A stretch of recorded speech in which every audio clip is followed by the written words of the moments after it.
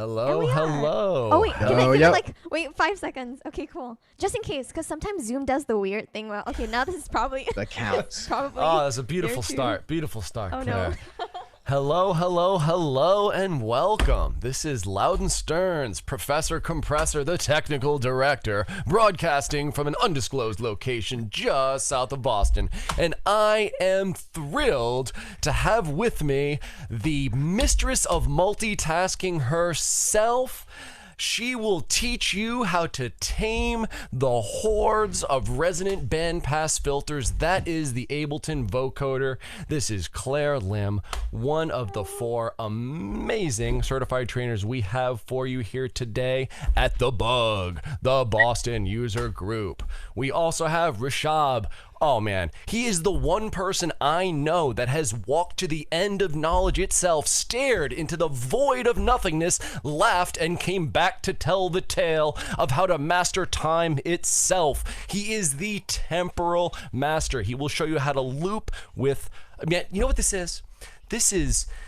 He's gonna show you how to worship at the altar of time itself, how to reverse, forward, layer with with the Ableton looper. It's amazing what he will show you how to do. Your life will be changed after his knowledge. And then we have, like a scene from Tron itself, we will enter into the computer, past the CPU, through the bus, and into the programmable gate array that is the sonic creation component. We're gonna learn all about Chiptune, how to make amazing sounds and capture and harness the melodies from early NES and variety of consoles. And so Wiggz, come on, this is amazing. I'm so excited for that. I am Loudon Stearns, again, Professor Compressor. I'm gonna be looking at Wavetable and how to make some really cool unique wavetable and custom sounds out of it. So let's dig in right here. I just want to say again, this is a rock star team. I feel honored to be with this group of people. To consider them peers is really amazing. So I'll do my little bit fast here, and then we can get on to the good stuff. So here we go. I'm going to share my screen and show a little bit about Wavetable and how to make custom wavetable synthesis sounds. We have a Google Drive link. And in that Google Drive link, it includes all the assets that we'll be using. Everyone will tell them what they have, but you might want to check out the Loudon Stearns folder in there. It has all the stuff that I'll be using here. If you want to start up live and try these things out while you're watching, that might be a good idea. There'll be plenty of time for question and answer. As we get going, we have Claire monitoring the phones and acting as your advocate in this crazy experience. All right, I'm going to share my screen. Give me a moment to get over here, and we'll check out Wavetable. Cool. Wow, Loudon's doing that, everyone. The folder he was mentioning is in the YouTube description. So please check out the description over there. It's in the text, and you can click on the Google Drive, and it'll be available for another week after this. Fantastic.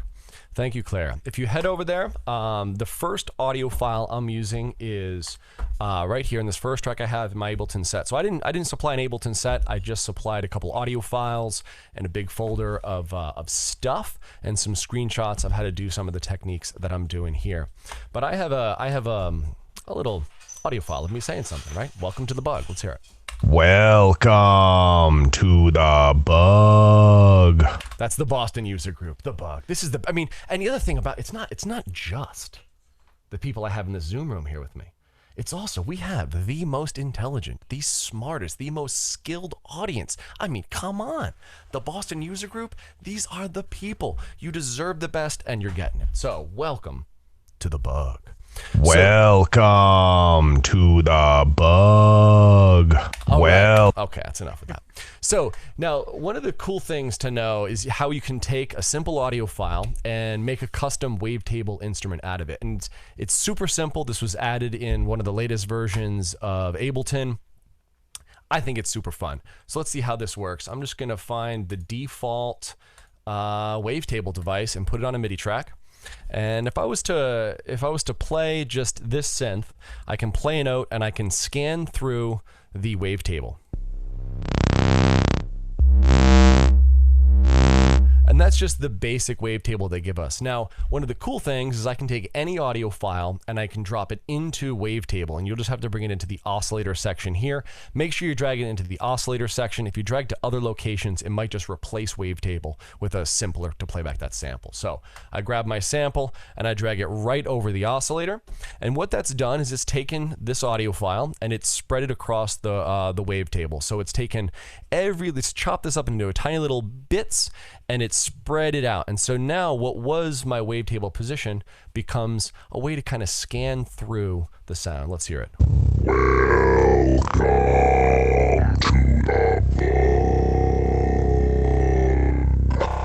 I mean, it's so quick, so easy, and so fun.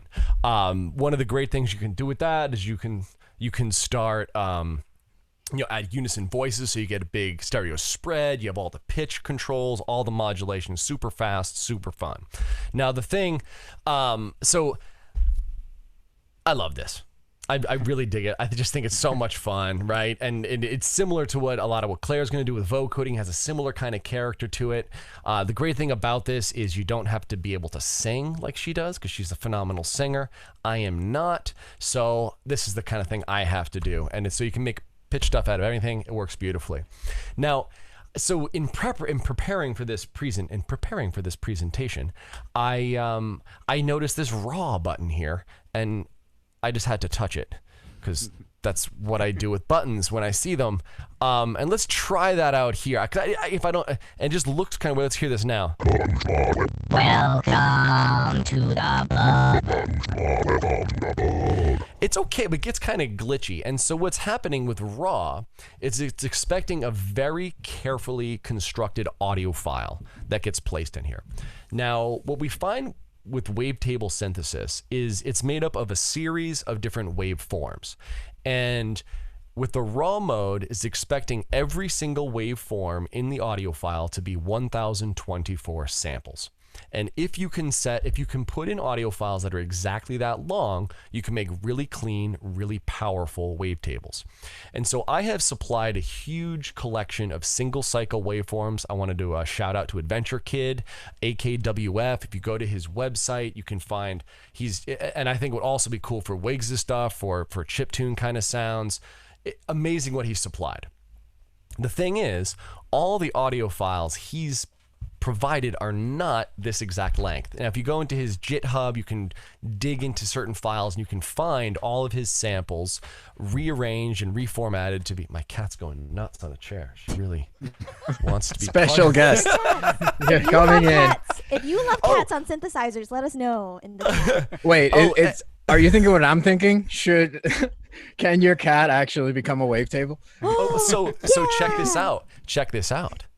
In my folder on Google Drive, it's like it's Mrs. Mezzi, by the way. It's like she wanted to be part of this. In my Google Drive, there's a Max for Live patch by Max for Cats. And that is how you can drop an audio file, an image, to make it into a wavetable. So if I dropped an image of the text "Welcome to the Bug," this would actually show the words "Welcome to the Bug" right here in the wavetable. It's actually pretty cool. So you might want to check that Max for Live patch out. I mean, mine's better. Don't tell the Max for Cats people. Tell the cats. That I'm gonna. But it's very cool. You take an image, you drop it in, and you make a wavetable out of it. But so I didn't supply these because I have a cool way to do it. But here is the AKWF, all these individual single cycle waveforms, right? And if I make a new audio track here, and these are the ones that are formatted to be 1024 samples, and I was to take one of these and drop it in, and then I zoomed way in, I can see this waveform, right? Now, if I was to take, say, 2 of these and drop them in while I'm zoomed way in, able to place them right back to back perfectly if I'm careful, right? And now I can consolidate, and this is going to be exactly 2 1024 length waveforms. I can go to Wavetable and I can drop that into Wavetable, and I can leave it in raw mode, and it will exactly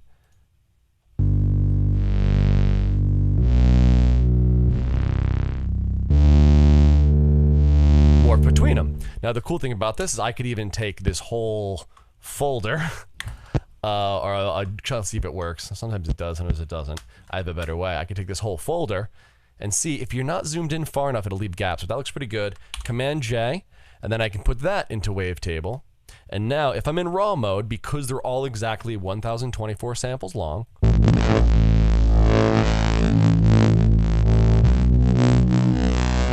I'm scanning through them. Pretty cool. Whoa, that is sick. So cool. Which is That super is so cool. awesome. Now, the problem with this is there's so many steps, right? Sure. I got to drag samples in. I got to make sure they're lined up exactly next to each other. I can't edit them. I got to make sure I find the right ones.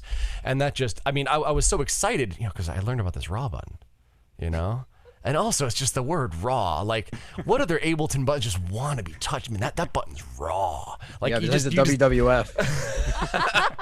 I just had to touch it. So, and this is, so I had to make a device. And so you'll find online, I made a custom wavetable creation device. So in Max, there is a 2D wave module, which is very much the same engine as Wavetable. It's Wavetable synthesis has been in Max for a long time. And so this is a patch I made this weekend to be able to create custom wavetables that you can easily import into Wavetable using the raw mode, and it's super fun. So let's just see how it works. Now with this, you can take any of the standard AKWF samples. They're short, but this will automatically resize any sample you drop in this to the correct length, the 1024. And then I can build a long wavetable right in here. Let me just show you how it works, right? So I can take any one of these. Let's go into, say, saw. Saws are great, right? And we'll just drop it in here. We see the waveform. This says input, and so I can record and I can play. And I can hear this input. Right, I'm just playing on my keyboard. And if I click right here, it'll just drop it in to my table. Now I can grab another waveform. Let me select this one here. Ooh, that's wild. It's like a square wave-ish kind of thing. I can play. Sounds good. Drop it in this table, right? Now I have these two waveforms in a wavetable. I switch to output, and now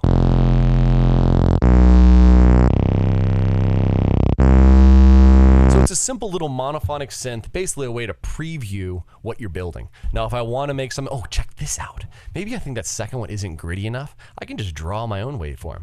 Oh, nice. Oh, yeah. Oh, Right. that's cool. And then I just pop it in right there. And now,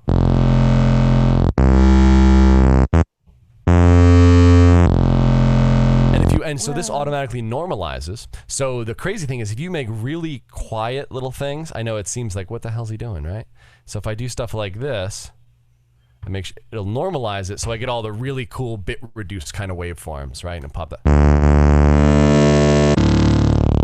And part of the problem is that initial one is too high there. It'll normalize that, maybe, So it plays with the normalization, pop that in, so it's real. Okay, now the final step with this is you use it to build a collection of waveforms that you can bring into Wavetable. I'm telling you, the Boston user group. I mean, already we're off to a bang, right? I mean, nowhere else are you gonna get this level of just dedication and this audience. They're here to amazing. Okay, anyway, I can't get enough here. Oh, and you can make longer tables, so I could make this longer, right? 3, 4 long, right? So as many, when you do change it, you have to rebuild it. So I'll just put something in there. We'll just do. Now, Loudon, are you dragging and dropping, or are you just clicking on? Just each clicking screen? on each. Now, man, Rishabh. What was that? Lost your train. No. So you have to point out the bug. I got a bug. Oh, there's and A so bug in the bug? there's a, Welcome to the bug. Let's squash that bug. No, the challenge here. So I am updating this, right? So now I fell in love with the patch, and so I'm continuing to build it. It's kind of sloppy, and one thing that can happen. So about clicking, and I'm glad you brought it up. If I drag up and down, it causes problems in the patch, right? Because this is using the waveform device that's meant to like zoom in. And so you really want to make sure it's only clicked on one of these. So don't drag up and down, but usually just click. Okay. But you will find, what I'm going to do is in that folder that we have for the next week, as I update this, I'm going to put my updates in that folder. Because I've already I've fixed a bunch of little Bugs.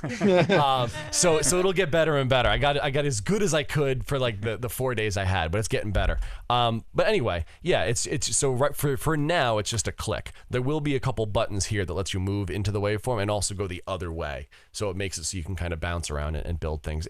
I'm copying Serum. I mean, who am I to compete with Steve Duda? You know what I mean? Like I can't be as good as the master of synthesis himself. So I'm worshiping at the altar of Steve Duda and the Serum synth. So we'll put this here. I'll make like a triangle thing here to put here. We'll make one really gritty like Simpsons hair. We'll put over there, and then we'll just grab like cello. I mean, of course you got to end with a cello, right? Bam. And so let's hear how this sounds.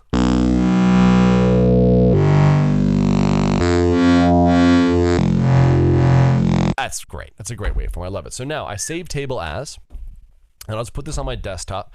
Don't look at my desktop. We had this conversation. We're looking at your desktop. The desktop fortune teller's got some stuff to tell you. So this is...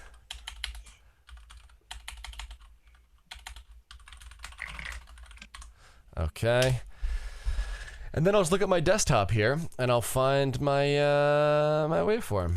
Now I have found that it takes a bit of time. There it is, right? And so now I can go to Wavetable, and I can drag that in right into Wavetable, and this will work perfectly here. It'll sound very, very similar. Right? And now I have access to all the filters, the unison, the polyphony, right? My little synth is nowhere near as powerful. It sounded weaker. Just because it's -9 dB. Okay. Wavetable is like, that's no joke. All right, yes. All right. So that's all I really wanted to present to you. So so just so you know, that device, it's yours. Use it however you want. If you want to build off it, you want to send me info. I'm going to have it up on my GitHub so you can add to it and build on it. And yeah, let's see what you can do. Make some custom wave tables. And again, I'll be putting up in that folder. I'll put up the updates I do for the next week. And I just learned Jen just to figure this out. Jen is amazing for this kind of stuff. As soon as you're reading into and out of buffers for those that are into Macs, and of course this is the Boston User Group. You guys are heroes. Of course you know how to do this stuff. Jen is killer for reading in and out of in the buffers, and I've already made this thing so much better with that, but I didn't want to, it has a couple of issues. So anyway, any questions? What do you guys think? Anything you want to know about what I've done here? Yeah, let's maybe leave a couple of seconds for folks to ask questions. That was awesome, Loudon. We had a lot of comments, though, that was really cool. So that was very cool. Lots of cool bugs. But yeah, everyone, if you do want to leave questions for us in the chat on YouTube, go ahead and type those in. I just saw the numbers bump up a little bit, so just so we're all on the same page, this is the bug of the Ableton Boston User Group. We are all here in this wonderful virtual space. Thank you so much for tuning in. We also have some free resources for you. The four of us here who are presenting tonight are all Ableton certified trainers, and we have some Ableton certified trainer resources that are free for the next week. So head over to that description and also give us a thumbs up and let us know what you think. Oh, we had not a question, but a comment. That was awesome, Loudon, and it's from Gareth Wong. Thank you. Gareth Wong. Yay. The Gareth Wong. Yes. Gareth. Cool. Yeah. Any other questions? Yeah, feel free to leave any questions in the chat, everyone. We would love to take your questions. I'll ask a question. Loudon, on your device, how many frames can you get? Like, how many waveforms can you load in maximum? So let's see what I did. I limited it to 16, and that was largely just visual. I could go higher. It's hard to see. Yeah. The thing is, so the Wavetable synth, unlike Serum, will always morph between every adjacent waveform. Right, so like in Serum, if you have many waveforms in the wavetable, if you only have 4 waveforms, it'll just like discretely jump to them. Yeah. So it, I don't know how many frames. I haven't figured out how many frames Wavetable uses, but it basically fills up its entire wavetable and morphs between all of them. So I limited it to 16. I also found that like I didn't have the wherewithal to like click between them. Most of the time, honestly, 2 and 3 I found are most useful. Yeah, but I think now that in later versions I'll be able to move waveforms into frames and then move frames back to waveforms and then take the current position of the playback and bring it back in there. I've had all that like half built and it's working pretty well. That makes it a lot more useful, particularly too, as you MIDI map all those things. So you find one and then you move it back to input and you move it somewhere else and you paste it there. So maybe more would be better. But how many would you like? Rishabh, how many frames do you need? I mean, he needs all the frames. That's I'm okay already wearing them too, so twice as much. Yeah, but that's cool though. Yeah. Yeah, man. So curious. So you just take any raw audio file and you just like drag and drop it in here? Yeah, so what works, the single sample ones work really well, but hey, let's just take Welcome to the Bug. The thing about this is it's so fast that it'll be like really noisy thing. Let me get, so let's just try it though. We'll see what it sounds like, right? Bang that in there. Oh, I've never done this. Watch your ears. So those, and you also hear all the aliasing happens, that happens differently in waveforms. When you get that fast, it will sound slightly differently here. There must be some different code they're using in Wavetable for the second waveform, right? Because then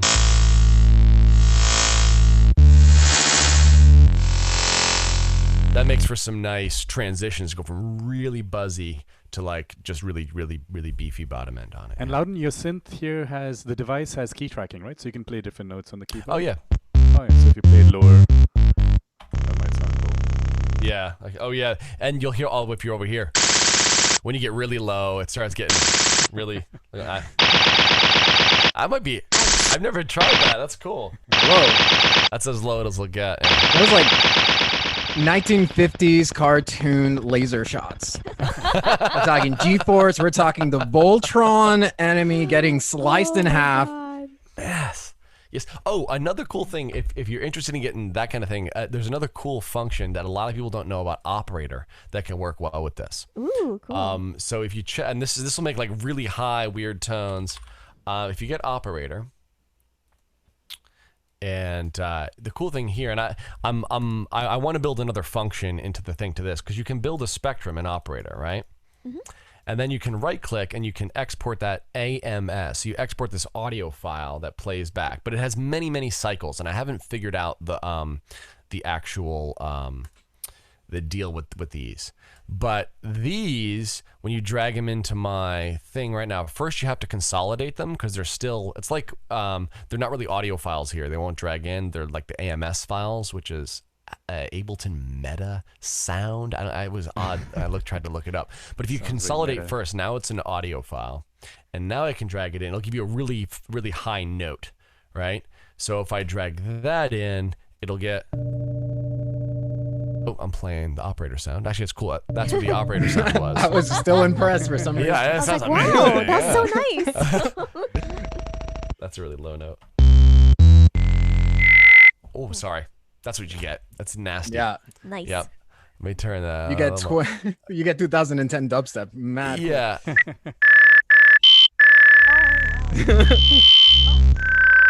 Right, you get those really high notes. So I got to figure out, one of my challenges is how do I take this and just get one cycle from it perfectly every time. Maybe I figure out exactly how many cycles they're using in theirs, and then that would allow me to drop it in here. Yeah. Nice. Or I was also, and what features would you want? Like, like I was thinking of like having a bunch of controls for this, right? Like bit reducing this waveform. A knob that would speed it up and slow it down. So like something like this, I could just turn a knob and make it so you like basically zoomed in on it, so you're only seeing like 2 waveforms and you can move that over, right? Adding a window to the ends of it. Having different click buttons that add noise, but now I'm just copying Steve. Well, you know what I would love to see on this thing is a randomizer. Or like you just drag like one single cycle thing and you just completely randomize with all these permutations you keep updating. All right. Give you this thing. So you can always just like immediately like, oh my God, my cat just meowed. I grabbed the recording, got the thing, and now you can just make a monster cat. Pun intended. Love it. Okay, Yeah. That's what I'm doing, Wiggz. Forget all my plans for the evening. Cool. I feel like the bug is so awesome that they are out of questions because that was an amazing presentation. Is that easy? That was awesome. Yay. Oh, well, thank you so much. I would like now to pass the mic, the screen share over to Claire. Yeah, Claire's sure. going to show us Sounds how to good. tame the raging hordes of bandpass filters that is the vocoder. And I am excited to Thank hear you. what she does. And she was trying my technique out. She's got welcome to Thanks, the Loudon. bug in there. I was such a ninja that I just downloaded the entire stuff that you had, and now it's in Wavetable. Amazing. Sweet. So this is like a combinational effort, everyone. Again, if you just joined in, I just saw the numbers bump up a little bit. So welcome everyone who's just tuned into the bug. I need to stop calling it that because I'm going to just keep calling it the bug. We're the Boston Ableton user group. Thanks so much, everyone, for being here. Yeah, we had another comment for you, Loudon. Seriously, amazing stuff. That was very cool. Thank Thanks you. everyone for the nice words. Feel free to drop us comments and questions that you have in the chat. But I just wanted to take maybe this next 15 minutes or so to speak a little bit about vocal synthesis. If some of y'all might know me from my work under my artist project, Daltrick, which is very separate from what I do as Claire. It's like she's just over there. But when I'm in that kind of mode, I use a lot of vocal synthesizers, and I love the way that vocal synthesis sounds. I kind of got into it because of Imogen Heap. If you've heard of Imogen Heap, let us know in the chat. She's one of my favorite artists who uses a lot of vocal synthesis. I also got into it because of Daft Punk, and I thought that was really cool. But maybe just to put us all on the same page, whenever we speak about vocal synthesis, it's not actually a type of synthesis necessarily. Like, it's different from how we would grab operator, for example, in live and say, okay, that's FM synthesis, frequency modulation. Vocal synthesis, when we use it as a term, we're really just referring to any kind of artificially produced speech. And since it was the birthday of this artist yesterday, I'll just speak a little bit about Porter Robinson. But he's also a really great user of vocal synthesis. He uses another kind of vocal synthesis having to do with Vocaloids, which is not necessarily speech synthesized from a human, but it's based off an artificial character who's then speaking words. So that's also a different kind of vocal synthesis.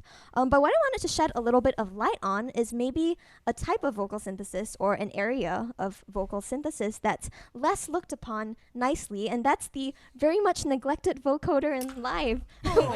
Whenever I speak about it, like, I feel so sad because like no one knows about it, and we even hear like other people being like, wait, there's a vocoder in live, and absolutely there is. Good. It's so good, and people don't know it. I really do think it's because it's like all the way at the bottom. It's the very last. So underrated. It is, totally is, it's Wiggz. crazy useful. Super good. Yeah, You should call it absolutely. a vocoder, so it'll be right at the top. A vocoder. That would be. I think that would probably be like the Live 11 update or something. If anyone's listening out there from Ableton, like if you call vocoder a vocoder, that'll be great. But yeah, it's so underused, and I also do think it's because, you know, off the bat, it's a little bit strange when people think about, okay, now we're trying to put some kind of audio effect on this sound, and they hear something and they expect to hear a sound off the bat.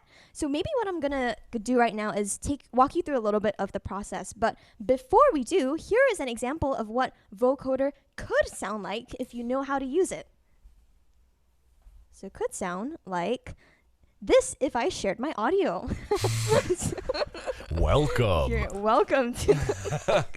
Also, Claire, there's a question in the comments. Oh yeah, sure. Oh Ben no. Codec says, no one needs a vocoder question mark. Oh my gosh, no one needs a vocoder? What a question. Who would ask a question like that? Amazing. Well, maybe we can address that issue too. Oh, not so much of an issue. A vocoder will keep you warm at night. You know, a vocoder, it's like, does anyone have a weighted blanket? I have this, No, like, but I have a I have this vocoder. like 40-pound blanket I sleep with, and I just like this hug that holds me all night, lying on top of me. That's a vocoder. You need it. How do you exist without this? I mean, come on. That It's totally is a basically vocoder. snuggling with Daft Punk in 2007. Or Imogen Heap. Yeah. Or Imogen Heap in 2007 too. And speaking of that, speaking of 2007 and that era, maybe it's time for us to bring this back. Can you all see this now? we totally need to do this now that we had that question from Ben Codec. We totally need to be able to watch this. So everyone, here's a video from Ableton the company, which is the actual name of the company and not the software. That's gonna be my T-shirt also. Ableton is the company, Live is the software. But still, let's take a listen to what what someone has to say. Oh, and nothing's working. That's because I'm muted. Great. Here we go. No, no one needs a vocoder. No one, that's unthinkable. A vocoder is a really exotic effect. Yeah. I can't see that someone is using it. No one needs a vocoder. No one needs a vocoder. No one needs a vocoder. No one needs a vocoder. No one needs a vocoder. No one needs a vocoder. No one needs a vocoder. No one needs a vocoder. No one needs a vocoder. No one needs a vocoder. No one needs a vocoder. No one needs a vocoder. No one needs a vocoder. No one needs a vocoder. No one needs a vocoder. No one needs a vocoder. So Ben Kodak, I hope that answered your question. But in the meantime, that's why we all need a vocoder. So let's head back over into live over here and take a listen to what vocoder could sound like if you did know how to use it and didn't judge it or throw it away because it's at the bottom of the pile. So here we go.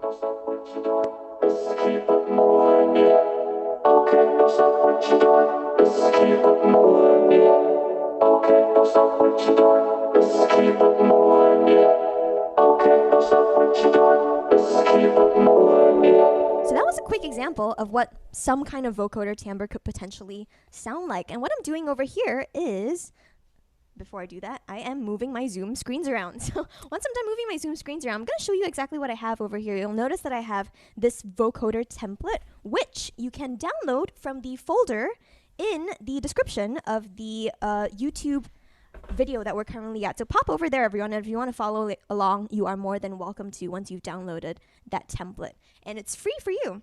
We're also going to dive into a couple of...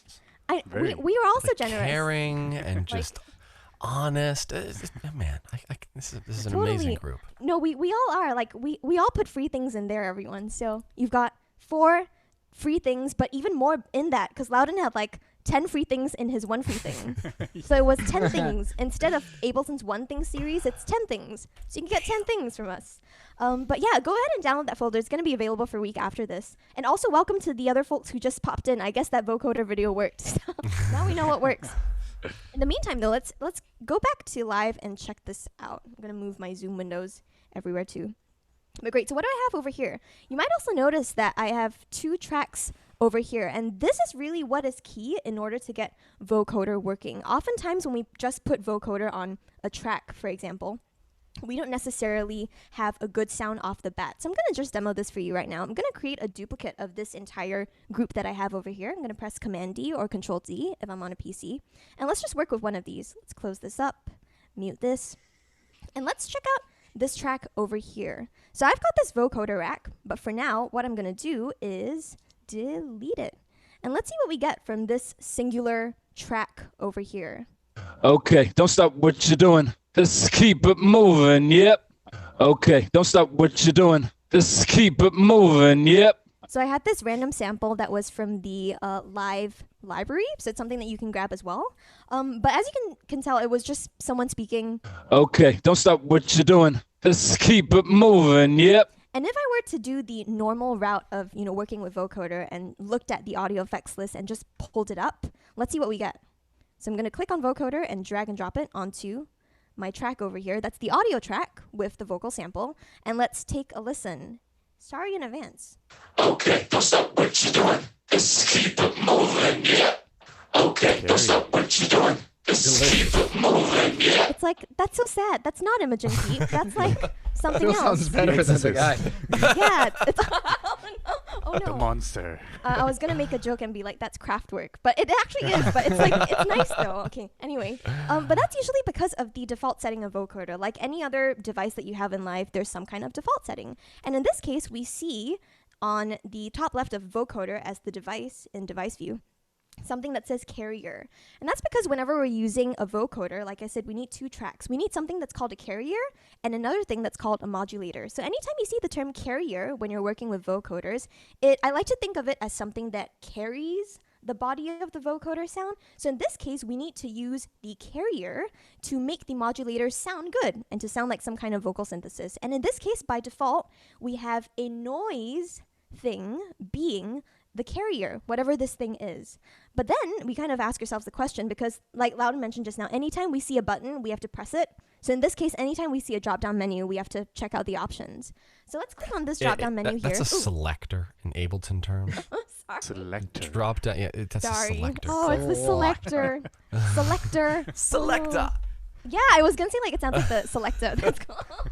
So let's click on the selector, or maybe I'll just be fancy and call it a disclosure triangle. But let's click on. I still use that term. to this day. We laugh about it because I was speaking about it at like certification. Click on the disclosure triangle, everyone, and you'll have a drop-down menu for the selector. You'll also have some other options over here, and we've got noise, external, modulator, pitch tracking. Well, to be honest, the first time I started using Vocoder, I looked at noise and I thought it was interesting. The second most interesting option to me was pitch tracking. So let's check that out and see how that sounds. What if I click on pitch tracking and play back this vocal now? Okay, don't stop what you're doing. Let's keep it moving, yeah. Okay, don't stop what you're doing. Let's keep it moving, yeah. So when you Stephen have your Hawking. yeah. No, Stephen Hawking is It's rapping. alive. That's great. Oh no, it totally is. Oh no, Rishabh, Stephen Hawking. But absolutely. So we start getting this kind of tone that almost seems a little bit robotic. Maybe it does sound like Stephen Hawking. And that's because what we're doing when we set the carrier to pitch tracking is we're telling the vocoder, okay, see if you can detect the pitches that are happening in this vocal and create an output based off of that. So it's a little bit like we're saying, okay, analyze this vocal and then make it melodic. If you think about the functions in Live that are like convert audio to melody and things like that, it's a little bit similar, except this time it's just doing it all in audio. So that's one thing to consider. We've got pitch tracking as an option from the selector. Thank you, Loudon. We've also Claire, got would that be better if you were actually singing into it? Like if you were singing real pitches? yeah, sure, Instead we of could just try have that it- out. Oh, and you don't have to try it. I'm saying that might be where, because if it's following the pitch of your voice, if you were singing real pitches, it would kind of make sense with the music, or hopefully, right? Let's see if we could also make this work. Actually, let's try this out. Oh no, I see. I just did. If I just this works. derailed the. You thing. just did I- it. I Yeah, just- you just did it. I'm That's that okay. person. No I problem. was just It's trying okay. a little aside. You don't have to. No, it's like I mean, we're the bug. We're good at this. We're good at getting derailed. We are so good at getting derailed. But let's try this out, everyone. So here, let's arm this particular track. Check, check, check. Hi, I'm Claire. Welcome to the bug. Sorry, I can't go super low, but welcome to the bug. Yeah, you can totally do that. Oh, I could do this though. And this is something. Never mind. This is something I'll talk about too later, but there are some other controls on Vocoder that end up being really neat, like format, so I can sound like a little bit lower, more like a chipmunk, more than I am. I can sound more Claire, chipmunky than there's I a actually delay am in the already. audio. Is that because of Zoom or? We're hearing Totally, Zoom that's- audio and Ableton audio at the same time. Oh, that's why. Okay, Yeah, cool. totally. That's because of that, Rishabh. But thank you for clarifying that. We always need a little bit of clarity. But It's all about clarification. Gee. So there's no So built-in much delay in the about vocoder. Okay, good. No, there is not. It's actually really neat for Yeah. latency, and that's one of the reasons why I love it so much. Because if anyone else has heard of another type of popular vocal synthesis plugin called Vocal Synth 2 by Isotope, that's an amazing plugin as well. But it takes up so much CPU, and it just makes everything go really crazy. And like every time I put it on a track, I love the sound. But right now, for example, my CPU is 2. If I had Vocal Synth here, it would be like 30, 35 Yeah. or something like that. So that's The something machine that elves was in the discovered. plugin add too much latency. Yeah, totally. Oh my goodness. It's bugs. You see, it's just all these bugs the inside. Damn it. It's like, oh God. But over here, when we're not dealing with any of these like input stuff, we can still do some pitch tracking. And maybe even with this, I'll demonstrate what I said just now about formats. You can change the quality or the timbre of your vocoder. So If you mute your Zoom mic and just go through Ableton, we'll be able to hear it. yeah, totally. Oh, nice. That would be trippy for me though, because then I would be like I would be saying stuff and I would come out like a second later. So I'd be like, "Hi, I'm Claire." Well, having the dry signal on is the same as clicking the raw button on the wavetable. Yeah, Exactly. totally. This is like meta on so many levels, everyone. Welcome to On the process meta bug. and process. Meta bug. Yeah, cool. Let's just try to keep this going though. So we've got this vocoder sound.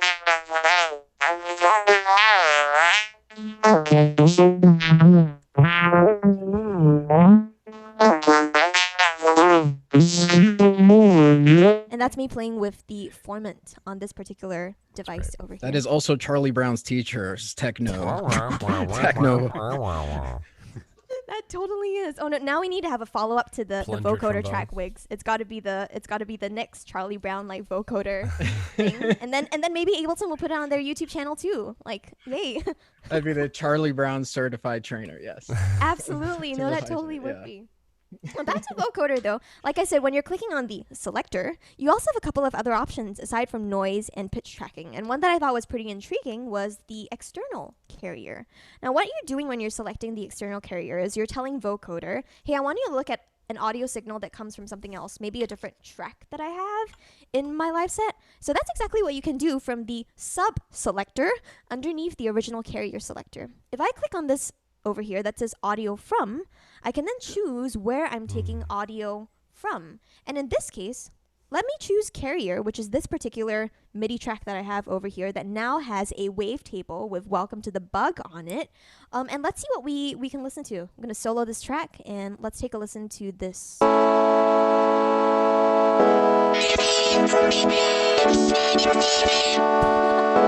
dear.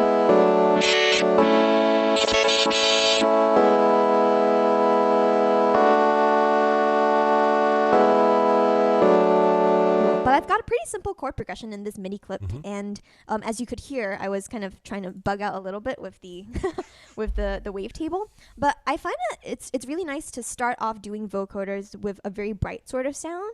It tends to give that a lot more character that we might consider similar to what we think of as standard vocoder sounds. And because of this, I'm now telling my vocoder device that, okay, I want you to look at whatever sound source is on the carrier track that I've named over here.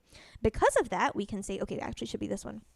Because of that, we can then say, okay, maybe when we play back this vocoder now, this vocal clip that I have in the modulator track, we can hear something a little bit different. So let's try this out.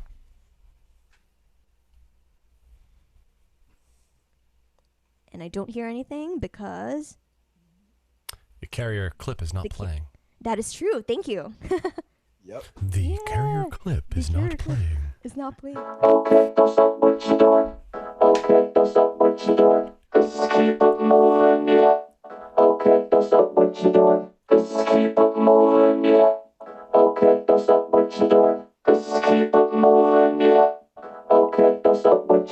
Cool. So that's one way that we can start getting quickly set up with vocoder. But kind of going down what I mentioned just now with having all these other options for changing vocoder, I wanted to shed a little bit of light maybe on what I tend to like to play with whenever I'm dealing with vocoder. One thing I play with a lot is this dry wet knob actually. And maybe if you've played with other devices in live, you might have seen this knob a lot on different kinds of audio effects. But this is going to help us get a blend between the dry signal, the original vocal sound that we had, and the vocoder. So this is a really great option, especially if, say, you were singing into it, like Loudon mentioned just now, and you want to harmonize with yourself. Moving this knob would be crucial. Okay, don't stop what you're doing. Let's keep it moving, yep. Okay, don't stop what you're doing. Let's keep it moving, yep. So as always, anything that's more towards the dry side, you're going to hear more of the original signal, and wet's going to be more of the processed signal. Another thing that I like looking for as far as controls go is all the way on the other end of vocoder on the bottom left, there's a little knob over here that says unvoiced. Now what this does is it makes the unvoiced parts in your voice whatever vocal you have become a little bit more prominent. And in speech, I don't know if anyone who's watching does theater, but whenever we speak about unvoiced sounds, those tend to be sounds like all of these very sibilant sorts of sounds versus voiced sounds that we usually think of as like b, p, g, that involve the vibration of the vocal cords. So if you want to make things a little bit more sibilant, sometimes you do need that, we can move this unvoiced knob up and introduce some of these sounds from vocoder's internal noise oscillator. That's something that it has as well. So let's see if we can try this out. Okay, don't stop what you're doing. Let's keep it moving, yeah. Okay, don't stop what you're doing. Let's keep it moving, yeah. And of course, you want to be careful, otherwise you might need a de-esser out there too. But great, that's another thing that I like controlling too. Now, the great part about all of this, though, is that I have kind of selected a couple of sounds for you, or a couple of parameters for you in my vocoder template that you can download in the YouTube stream description, so that you can just go ahead and play around with stuff. So let me show you my template that I've put together. And interestingly enough, I don't know if Loudon even remembers this, but this is a template that I started putting together when I did a class with him. That was called the Techno Rave Ensemble. Oh man, that's why I'm black and white. I'm the old guy. I have not graduated to color yet. Thank you for that, Claire. Sorry. Oh my goodness. But now I started really getting into a lot of performative vocal synthesis, like live vocal synthesis, when I was doing a lot of electronic performance as a student. And it was really crucial that we had as minimal CPU problems as possible, because we were playing an ensemble with like I think 7 or 8 people at once, who were all just sorry, Loudon. I think this is like oh, no. He definitely knows about that. He knows that feeling. Memories. There was this like huge sigh that was the 808 sigh, and I was like, oh, that's Loudon. How much can you link together? Oh no! Oh my gosh. But yeah, so I started thinking a lot more about these issues like latency and just overall CPU usage when I started performing a lot more. So I created this rack in its first iteration way back then. It's been many years too, so it's like getting older. But in the meantime, let me show you exactly what I have over here. Let's listen to what this sounds like again.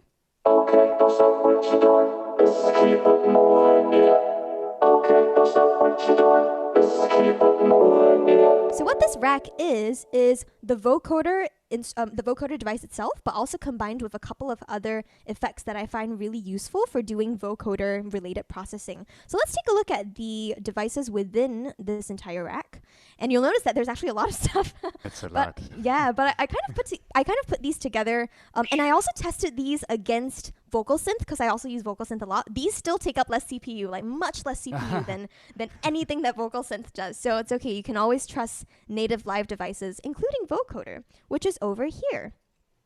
So right now, I've got this entire rack on my modulator track with the vocal loop that we started off with. But let's take a look at a couple of the devices that are not just behind vocoder, but also before vocoder. So usually for a lot of vocoder sounds that I do, I like to put a gate before everything else, and that's just to cut out, you know, some of the ambient noise that might be around you and give you a much tighter sound going into vocoder before you even start processing stuff. So right now I have my gate set to about -35, and it's just catching a couple of these ambient sounds in the original sample, which were oftentimes breaths actually from the vocalist who was rapping in this particular track. So let's head back over here. I've got my gate. I've also got my pre-EQ, because I found that usually when you EQ a vocal before it goes into a vocoder, it tends to clean up a lot of that bottom end too, and that's not something that you might necessarily want to hear when you're having a vocoder sound. I've also got a pre-compressor, just to compress the vocal a little bit as it comes in before it hits the vocoder. So with all of these 3 things, you end up getting a much better input signal into the vocoder, and that lets you work with the sound a lot better post-vocoder. So post-vocoder, kind of got a couple of the same things, like just a regular EQ cutting out that low end, and also another compressor. But more importantly though, you've got effects to kind of help you out a little bit if you ever need to play around with vocoder sounds. So sometimes I like to add filters whenever I'm using a vocoder, just a simple low pass filter or a high pass filter. And this is usually to do with the mix of sounds that I have in a song. So let me show you a little bit about this. I'm going to play this again. Just drop it down a little bit though. Can you hear me okay over? Cool, yep. Awesome. So let's head back over to the macros. And by macros, I mean these 8 knobs up top over here. But I've got the high pass filter and low pass filter on the 2 auto filter devices mapped to these macros for easy access. So let's see what happens if I tweak them a little bit.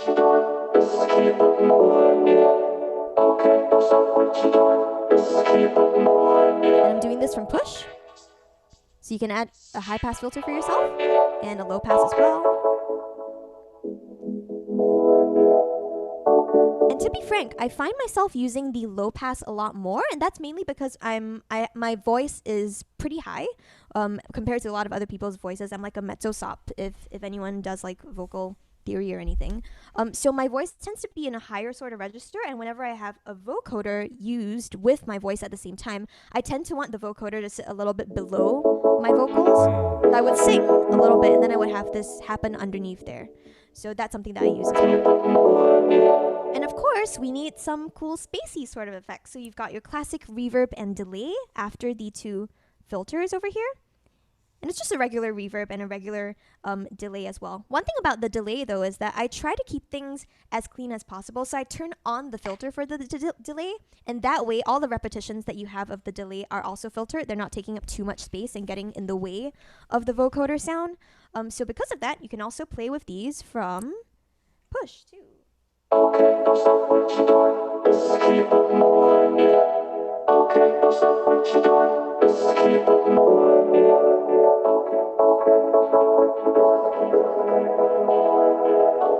Get super reverberant or not. And that's just a really quick way of working with vocoders and this nice little vocoder chain that you now have for free in the description. And that's pretty much what I use all the time for performance. So now you know the secrets. Yeah. Secrets of Daltrix revealed. Awesome. Ooh. That's great. Yeah. I love it, Thanks, Claire. everyone. So good. If you have any questions, please leave them in the chat. But yeah, thanks, Loudon. I know if you remember our vocoder Oh, yeah. in You've Technowave mastered it. ensemble. It's Oh dear. beautiful. Oh no. It's beautiful. Thank you. It's very kind. Even the great collars and everything, man. This is like... Yeah, I just love the color coding too. Very Yeah, clever. No. you get the Daltrix color coding scheme. So The funny thing is, I'm always making delays and reverbs blue. really, Always. why does that Me happen too. though? What's up with that? I thought about it. It's like, oh, because delay is wet. Maybe. How many people on the chat can claim that they use reverbs and delays as blue? Yeah, if we can get Always some for me. Some form of confirmation. blue. I think Yeah, Roland let us does know. it too. A bunch of the classic Roland chorus pedals and delay pedals Oh are yeah, blue. that makes sense. Yeah. Right? Oh. Loopers are always red though, right? That's the Roland red yeah. for loopers. Yeah. Really? Yeah. When I see red, I think of like chorus. I don't know why. See that- danger. Red danger. So it's perfect for the looper. Perfect for looper. Oh no. But yeah, that's No. pretty much it. We didn't have questions in the chat, so maybe this Well- bug really is great. I don't know. Well, I have a it's question, either- actually. Yeah. Claire, yeah. is there any way to make the vocoder a little bit more clear, intelligible? Because it feels like Yeah. it's a bit kind of, Yeah, unintelligible. totally. That's a great question, Rishabh. And to be frank, it does depend a lot on the individual's voice as well. So one thing that I found like kind of crucial is to just play with a lot of the unvoiced parameter as well as the depth parameter. So I'll just illustrate this a little bit and play this again. So what I'm going to do is I'm going to move the macros on the vocoder rack that are called depth and unvoiced. So we'll pay attention to like the sibilants and also the vocoder depth. 1 second.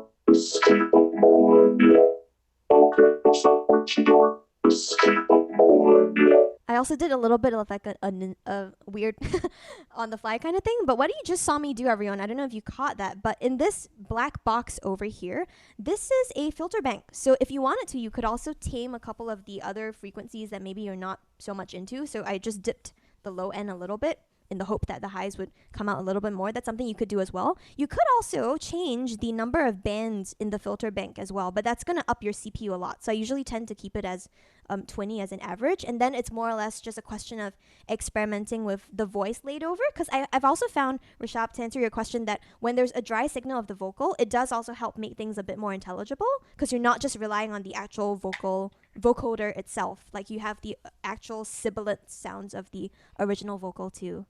So I hope that answers the question. I a lot just of asked that because in experimenting. context of a non-singer like me, right? So I don't want to hear any of my out-of-tune voice. I just want to hear the vocoding. So I have that dry wet cranked up all the way to wet. So because I don't have Claire's beautiful voice. Oh no, I don't have a beautiful voice too. I think I've just become really good at editing my voice. Like at this point, I've like gotten What do to you know mean it so editing well. your voice? So in real time, you edit your voice. That's what we're Yeah, hearing right like- now. You're not hearing the edits? Like, you Claire. don't hear it? I can hear everything. Like, How does changing the carrier sound impact what you have, right? So you have this, you're using the welcome to the bug audio, synth. Does that have an impact on what you're doing? yeah, absolutely. So why don't we try this? Let's go ahead and switch out the, first of all, let's try changing the wavetable position of Welcome to the Bug, and then let's try swapping it out for a different instrument. So let's head over here.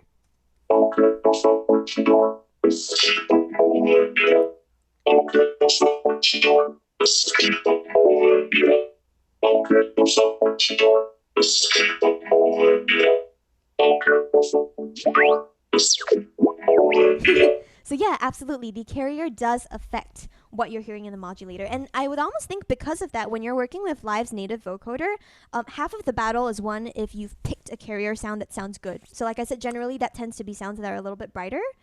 So maybe things like sawtooth things or a vocal sample of someone saying "Welcome to the Bug." That also works really well for this. And just to illustrate, let's maybe grab operator in its default state and put it on here.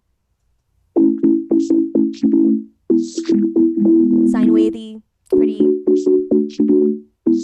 Harder to hear, harder to Yeah. understand the words. A little harder because it's more pure. I think like you don't have you aren't able to get any of those like harmonics. So yeah, that's a great question, Loudon.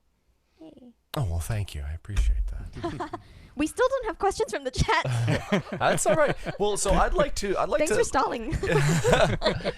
So, Claire, thank you so much. That was pretty amazing. You know, I have toyed and played with vocoders, and I get questions about it all the time from students. I hear it all the time, and I have a question for the group because I love vocal synthesis, and I hear these two terms, and I'd like to hear how you would all describe the difference between a vocoder and a harmonizer. Like, what is the? Can anyone describe what the difference is? Because I kind of have it figured out, I think, and then when I hear things, you know, popularly in music, I'm trying to figure out, okay, how do they do that? Is that vocoder or is it a harmonizer? How would you describe the difference? Anyone have a way to describe it? I guess I could chip in a little bit. Yeah, please. So I would call vocoding a synthesis technique because we're not really hearing the voice, right? We're hearing the synthesizer. But when you're using a harmonizer, you're just taking that existing voice, transposing it up and down, up or down, you know, creating those harmonies and hearing that same voice. So one uses the voice itself, the harmonizer, transposing it up and down, and the other one is using the voice to modulate something else, the synth, and we hear the synth. So that's my take on it. Would you say that like a harmonizer is more like a sampler? Like a real-time sampler, and then the vocoder is much more like the synthesizer kind of sound. Absolutely, yeah. Interesting. Yeah, that seems right to me. Yeah, somehow. Yeah, I feel like I'm kind of in agreement with Rishabh. Although I will say though that I feel the word vocoder now has become so generally used. Everyone's like, yeah, just put a vocoder on that. And now everything means that. Like even within vocal synth, for example, by Isotope, you have an individual module in there that's called a vocoder, and you have something that functions more like a harmonizer called Polyvox. Polyvox, yeah.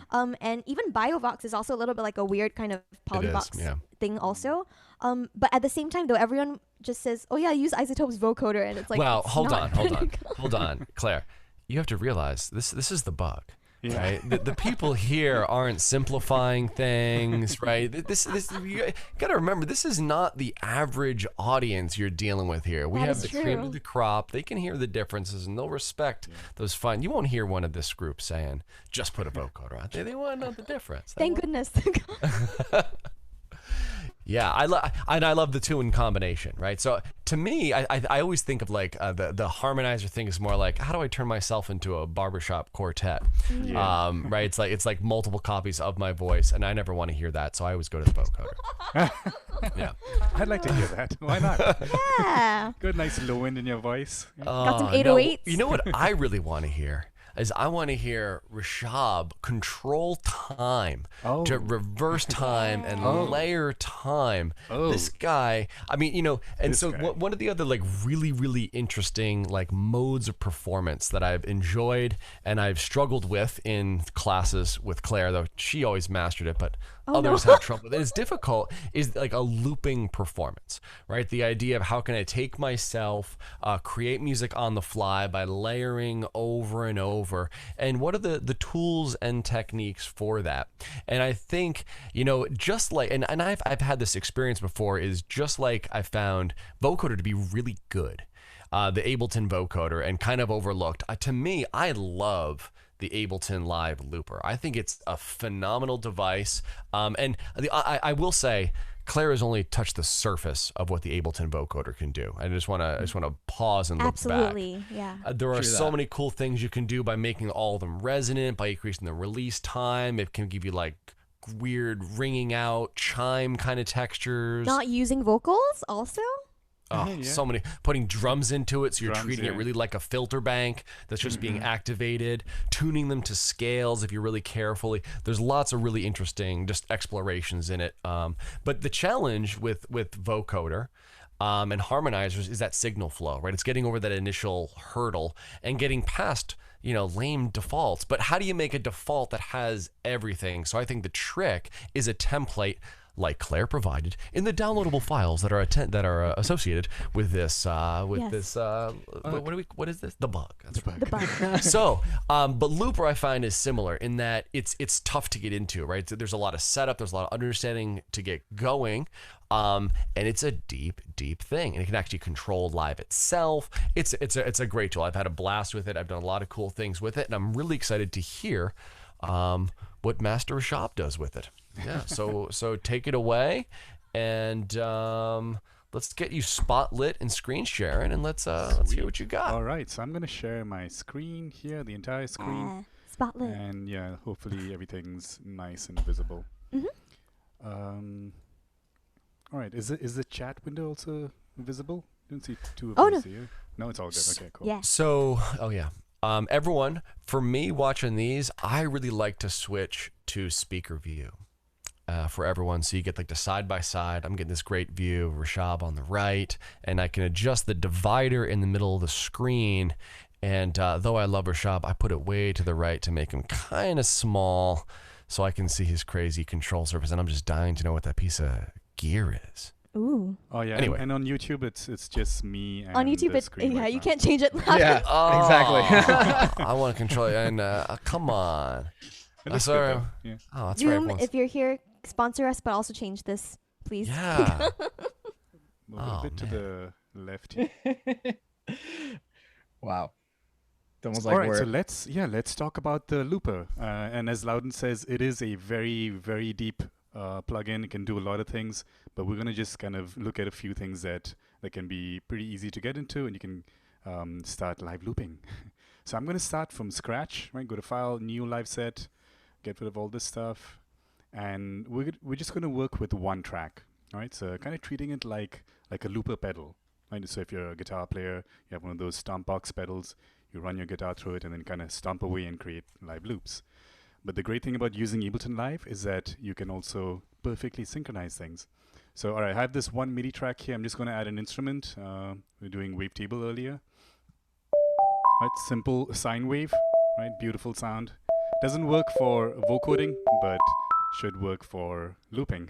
I'm going to add some effects to just give it some space, maybe a reverb. One nice thing I like about the reverb is if it's taking up too much CPU, you can set it to this eco mode. But right now I don't care. I'm on high quality. Let's crank it up. Long decay, size. Got some lows. Keep the highs. Right, so let's say that's my guitar, right? So that's Nice. my instrument, and I want to play with a looper. So let's go in here under audio effects. It's not as low as the vocoder, so I think people know that it exists, right? It's not a looper, but it's right next to the limiter, and people love using the limiter. So That's yeah, right. so it's right there. I'm gonna put it before the reverb. Yeah, so so whatever I run through, the signal, the entire signal will have reverb. Yeah. All right. So how do we use the looper? So it's fairly straightforward. If you don't want to get too deep with it, there's this gigantic record button here, right? So if I hit that gigantic record button, I can play something, and as soon as I'm done, I hit that gigantic record button again, and it'll start playing back. Right? So that's one approach. The other approach is, well, okay. So right now, if I was to hit that record button, I can tell Looper, record for X number of bars. What is X? X is a variable. It depends on you. So you're just jamming along. You have no idea how many bars you're going to perform. And then when you decide, okay, I think I'm done, I don't know, 500 bars, and let's not loop, right? Or if you know beforehand, okay, I'm just going to do 2 bars. So I can just set that to 2 bars. And now, as soon as I'm done with playing 2 bars, it's going to play back whatever I just said. Now, we're making use of Ableton's quantization, like the launch quantization feature here. So it's going to follow Ableton Live's clock. So I'll turn on the metronome here, hit play so we can hear the metronome. Now, of course, when you're playing live, you want to ensure that the audience is not hearing that click. That's just going to your headphones, but the audience just hears the output from the looper. All right, so before I continue, I just want to talk about the little plus button here. Now, after you're done playing those 2 bars, and yes, the looper will start playing it back immediately, what do you want to do next? Right? If it says plus like this, as soon as you're done playing that first layer, you can immediately start layering your second layer. Yeah. If you need to like instantly, go into that second layer and instantly live loop that as well. But let's say you don't. You just want to have one layer and just kind of like jam on top of it, improvise or do something like that. You can switch to this playback mode. Bam. So there are three modes. There's the record mode, and then there's the overdub mode, and then there's the playback mode. And you'll see this gigantic red button. Well, it's not red. It will be red when we record. But this record button will change depending on what state we're at right now. Yeah, right now we're not doing anything, so it's saying you could potentially record by hitting that button. But once I'm done recording, it'll ask me, depending on what I set here, do you want to overdub or do you want to just playback? Let's set it to playback mode first, and then we'll try the overdub as well. MPTB. All right, so I'm running Ableton's clock. And again, quantization is set to global. It's set to 1 bar. So as soon as I hit that record button, or right before the downbeat, I can start playing. Let me just test my sound here. All right, cool. I have sound going in, and you can see the keyboard there. Get a bit closer here. 2, 3, 4.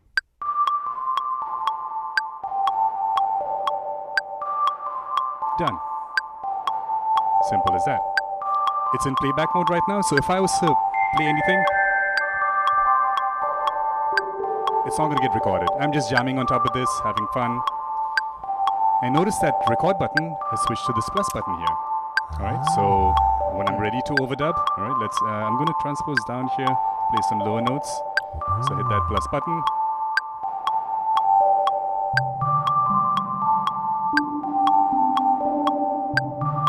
Done. I'm still in this overdub mode. I could, if I play anything, it will get overdubbed onto that existing loop, but I do not want to. So Rishabh, sorry, before we continue on, do you think you could make your mic a little bit louder, please? Because the more layers we get, it's getting louder. Yeah, I should probably it's like sounds just great, make this softer. Oh yeah, or make like man. Totally. Thank you. Well, hold on though. That was amazing. Yeah. I mean, we just got to recognize awesome. that it's so easy. I don't know if you've all of you have noticed this. It's so easy to forget, like, the step 1 is like 90% of the cool thing that happens, when like work. It's that, like, that easy tool, not easy, but that big major tool. Just that, phenomenal. The ability just to hit play, layer, amazing. And you got some good sounds there, buddy. This is fun. Yeah, absolutely. Actually making music, not like me. We're making bugs. That was good. It's dubstep, right? Bugstep. Bugstep. Sorry. That was a good one. All right, so that's one approach to looping. Now, I like this, but like right now, I still have my loop. I can just hit play. Hello, wake up. There we go. We turn off the metronome. So you hear that it's a bit softer, but hopefully the level is good now. Sounds good. But let's say I realize, that second layer, I want to mute that second layer and keep the first layer going. And the third layer, I want to keep that as well. I don't have control like that. There is an undo button, so I can undo the most recent layer, but I can't go back 5 layers. Yeah? So it's kind of like a regular, Stompbox loop pedal. Got it. But this is Ableton Live, right? So you can definitely do whatever you want to do, right? This is whatever you can imagine is possible in this DAW. So now we're going to set up a scenario where we'll have the ability to add in layers, and each layer I will be able to turn on and off, kind of like running in session view, right? So let's see how to do that. So the key to this is to use Ableton's racks. So this audio effect, I want to place this inside of a rack. So I'm going to right-click the device and select group. They should just call this, Racinate. Instead of grouping, because grouping feels like it's a different thing. Because once I choose that, Command-G and group, you'll see that now we're inside, just this one device is inside this audio effect rack. And I can click over here, the chain selector, and we see we have one chain with the looper pedal, right? Or the looper device. I'm going to clear whatever I had there. All right, now before we go forward, I want to talk about this stomp box style pedal. We had I a have question here. about that. Someone was like, "What is that?" What is Yeah. that, right? Yeah. Okay, What so is let's it? talk about it. I This is nothing. I want it. Like, it doesn't have anything. It's basically a MIDI controller. You can see here it says MIDI out. So it has how many? 8 buttons, and guitar stomp box style buttons. You can probably hear the Yes. clicking as well, nice and loud and clicky, which may or may not be a good thing. If you have a microphone, it might capture that.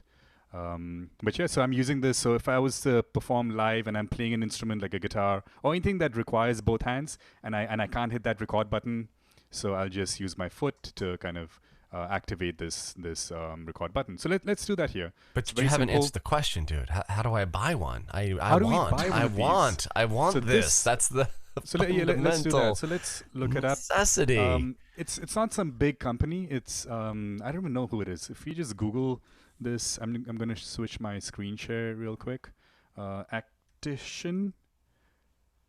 Actition.co.uk, but I believe it's not, because when I ordered it, it didn't come from UK. So maybe the company is registered in UK. So I'm just going to stop my share here real quick and share. Oh wait, no, I was sharing my entire screen. I so you was can see seeing it. it. yeah, It's I was just- seeing- I was seeing we're there. Actition. We're in Because I'm so used to Actition. just sharing one thing and I stop and I switch over, so you can see everything. I got to yes. remember Yeah, that. we do have the floating window though, so maybe so if put that that on the yeah, side, yeah. cool. Thank you. So this is the Damn. company, Actition MIDI controllers, eBay. I bought it off Reverb. So if you guys know reverb.com, nice. they also sell stuff there. But yeah, let's check out the eBay store. So that's the one, 100. It's gone up a bit. I remember it was a bit cheaper. But yeah, for $130, you get this Oh. controller. They have one with just 4. They have one with 12. And it just if like you need sends more. MIDI notes into It's Ableton. just Is that MIDI, what yeah. happens? There are 2 modes. wow. In one mode, it just Like- sends MIDI CC, basically. The Yeah. other mode, it sends program change messages. Ah. And in the CC mode, you can choose, you can make the switches so they can be momentary or they can be toggles, right? So right now Gotcha. it's in toggle mode. So you see the little light there. I can turn it off. But it can also be momentary. And I'll demonstrate both techniques here. That can be kind of fun. It's like, thank you. Play with, like there's a reverse feature on the looper, and you can kind of use that for. All right, so let's go back. Is that good? So That's you amazing. know how I to get already this from? purchased one. We're all fighting for the $130 one. I need the 12 buttons. Let's For check out Reverb. the challenge with the 12 button one is I only have 10 toes, right? And so it's like, how do you play the last 2 buttons? It's always a challenge. Look at that, one for $80, the same one. It's used, Everyone in the bug is fighting for it now. You're gonna see the price go up. The eBay is just gonna be like, we need a really good like chiptune sound effect there. All right, let's see this thing in action. So buddy. yeah, I'm let's psyched. get back Bated breath into here. What do we live got? here. So What I'm going is to MIDI map happening? that little record button. Yeah. Right, so again, we're in the audio effect rack. We have this one chain. I'll rename this so we'll keep track of all the chains. So chain 1 is going to be my first loop, my first layer, and I'm going to use maybe the leftmost button here. I like how they even put numbers there, so you can kind of keep Come track. on, this is classy.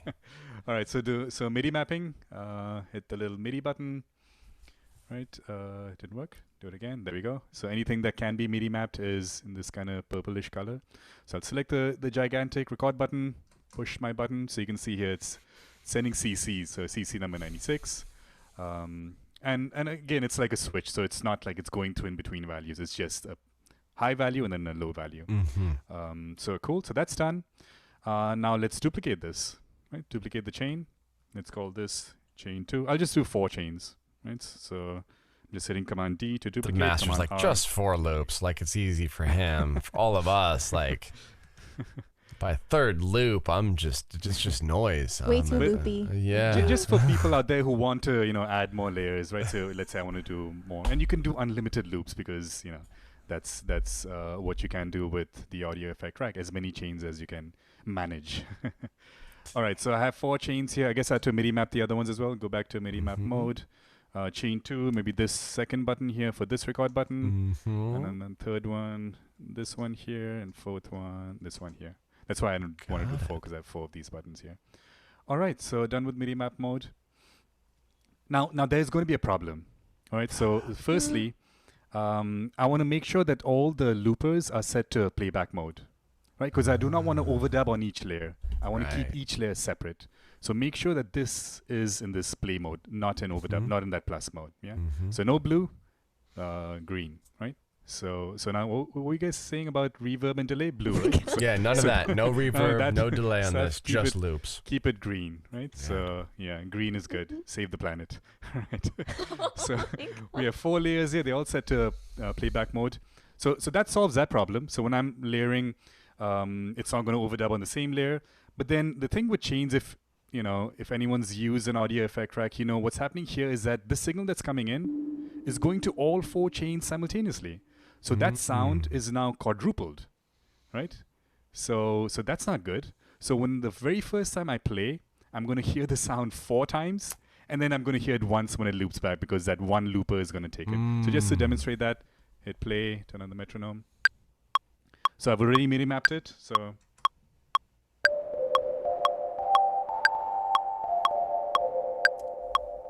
you notice how it's much softer? Because we were hearing it 4 times as loud. I'll stop playback here a second. Yeah, so the very first time we heard it 4 times as loud, and then when it's looping back, it's just playing that one recording. So it's like, all right, I'm just gonna play me lonely one fella by myself, right? So that's not good. I don't want to hear this inconsistency in volume as I'm performing. But there's a very, very simple fix for this. Rishabh. Yes. How do we solve that problem? so I'm sorry. it's just your voice and the microphone. The low end. Put it all together, and it's hilarious. But so Loudon, how we solve that problem is, so on the looper device, there's this feedback option. Sorry, not feedback, but this option here, input to output. So it's set to always, meaning you're always hearing. It's like direct monitoring, right? So whatever the looper is getting, even if you're not looping, you're hearing that sound. So what I'll do is on the first chain, I'll leave that to always. Right? On the first one, we leave that to always. But all the other chains, if you have more than 4, set them to, and in this selector, not drop down, but selector, we will select never, right? So we never hear the input, not the device. We never hear the input. All right, so let's switch that. And hopefully this is making sense now. So all these other chains will never output the through signal. Oh, that's awesome. But they will only output themselves, whatever's in the looper, right? But the first one, so you can treat the first one like your monitoring chain and also a looper, and the other one's just loopers. Yeah? So cool. So now let's do a quick run. I'll clear out just the first one had something. So I'll do 4 layers here. Yeah, it's kind of soft for me. I'll just crank up my level here. Is that level okay? It's not too soft? Yeah, it's great. That's good. Yeah. Okay, all right. Cool, so we're ready to loop. Thank you. Here we go. Metronome. Hit that first button. 1, 2, 3, 4.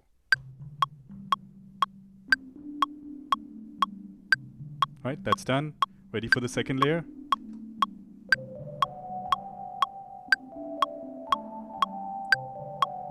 All right, third layer.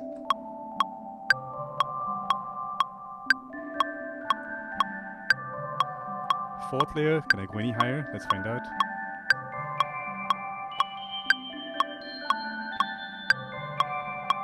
Turn off the metronome. And now at any moment, if I want to stop a layer, I double tap. I just stop the first chain. Double tap. Stop the chain. Whoa. I want to play it again. Tap it once. Double tap, stop it. Double tap, stop it. That last chain is playing. I'm done. Double tap, stop. Right, so now you have control over each. Come on. Thank you, Ableton. Genius. Wait a minute. So one quick thing. So is double tapping a different setting than just single tapping? It's just the looper. So this little button here. Hover over it and just let us read. Hover over it and let us read here, right? Read the thing on the left. Optimize for use with the foot pedal. One click starts recording. Starts recording. When recording, one click switches to play mode. During playback, a click switches to overdub mode. So yeah, you can switch to overdub mode if you want to. So you have to be careful. Don't click once while it's playing back, because then it'll switch to overdub mode. 2 rapid clicks stops looper. Press and hold for 2 seconds to undo redo while playing, or to clear all audio while stopped. Wow, that's phenomenal. I've always used it with 2 buttons, one to like play, another one to completely delete the entire thing. Yeah. You can also MIDI map the individual ones, is that what you're doing? That's what I usually end up doing too. Yeah. Because I mess up sometimes and I hit twice and I get in the wrong zone. Just have to remember to hit twice for stopping, and don't hit once while a loop is playing. It's so easy for you. It'll overdub. Everything's so easy for you. You know, we all aspire to be as skilled as Come on. you. All right, one more thing I want to show is this really fun reverse feature. So what it does is whatever you've recorded, you can just reverse that. And let's map it. I have 4 more buttons. Why not? Let's map. So chain 1, go back to MIDI map mode. I'm going to use the key command, Command M or Control M on a PC. Select reverse, tap that, go here. It's so easy to map things in Ableton. I just wish people at, I don't know, Apple would figure Logic. this out. Oh, God, don't talk about Logic. mapping there.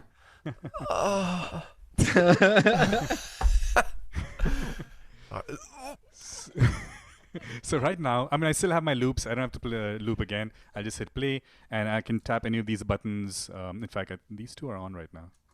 What's going on? Yeah, the LEDs were lit. All right, so if I just hit play, it's playing. I can't even see the playhead. Oh, there it is. Play. Oh, wait a minute. I've stopped all my loops, right? So I need to start them. So start first one. Start the second one. Now let's say that second one I want to reverse. So I'll just tap this button here. It's playing backwards. Let's reverse the 4th one Awesome. and then start it. Did it not reverse? It did not. Right, I think there's something up with the MIDI mapping. Let me just double check that. So this should be this button here. Oh, it was the wrong button. It was a 102 before. Yeah. Now it's going to reverse.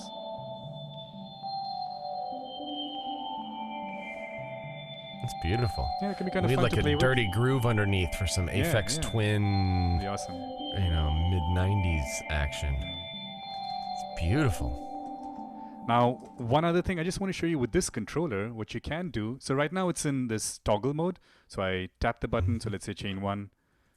I tap the button, we go to reverse mode. If I tap the button, it's out of reverse mode.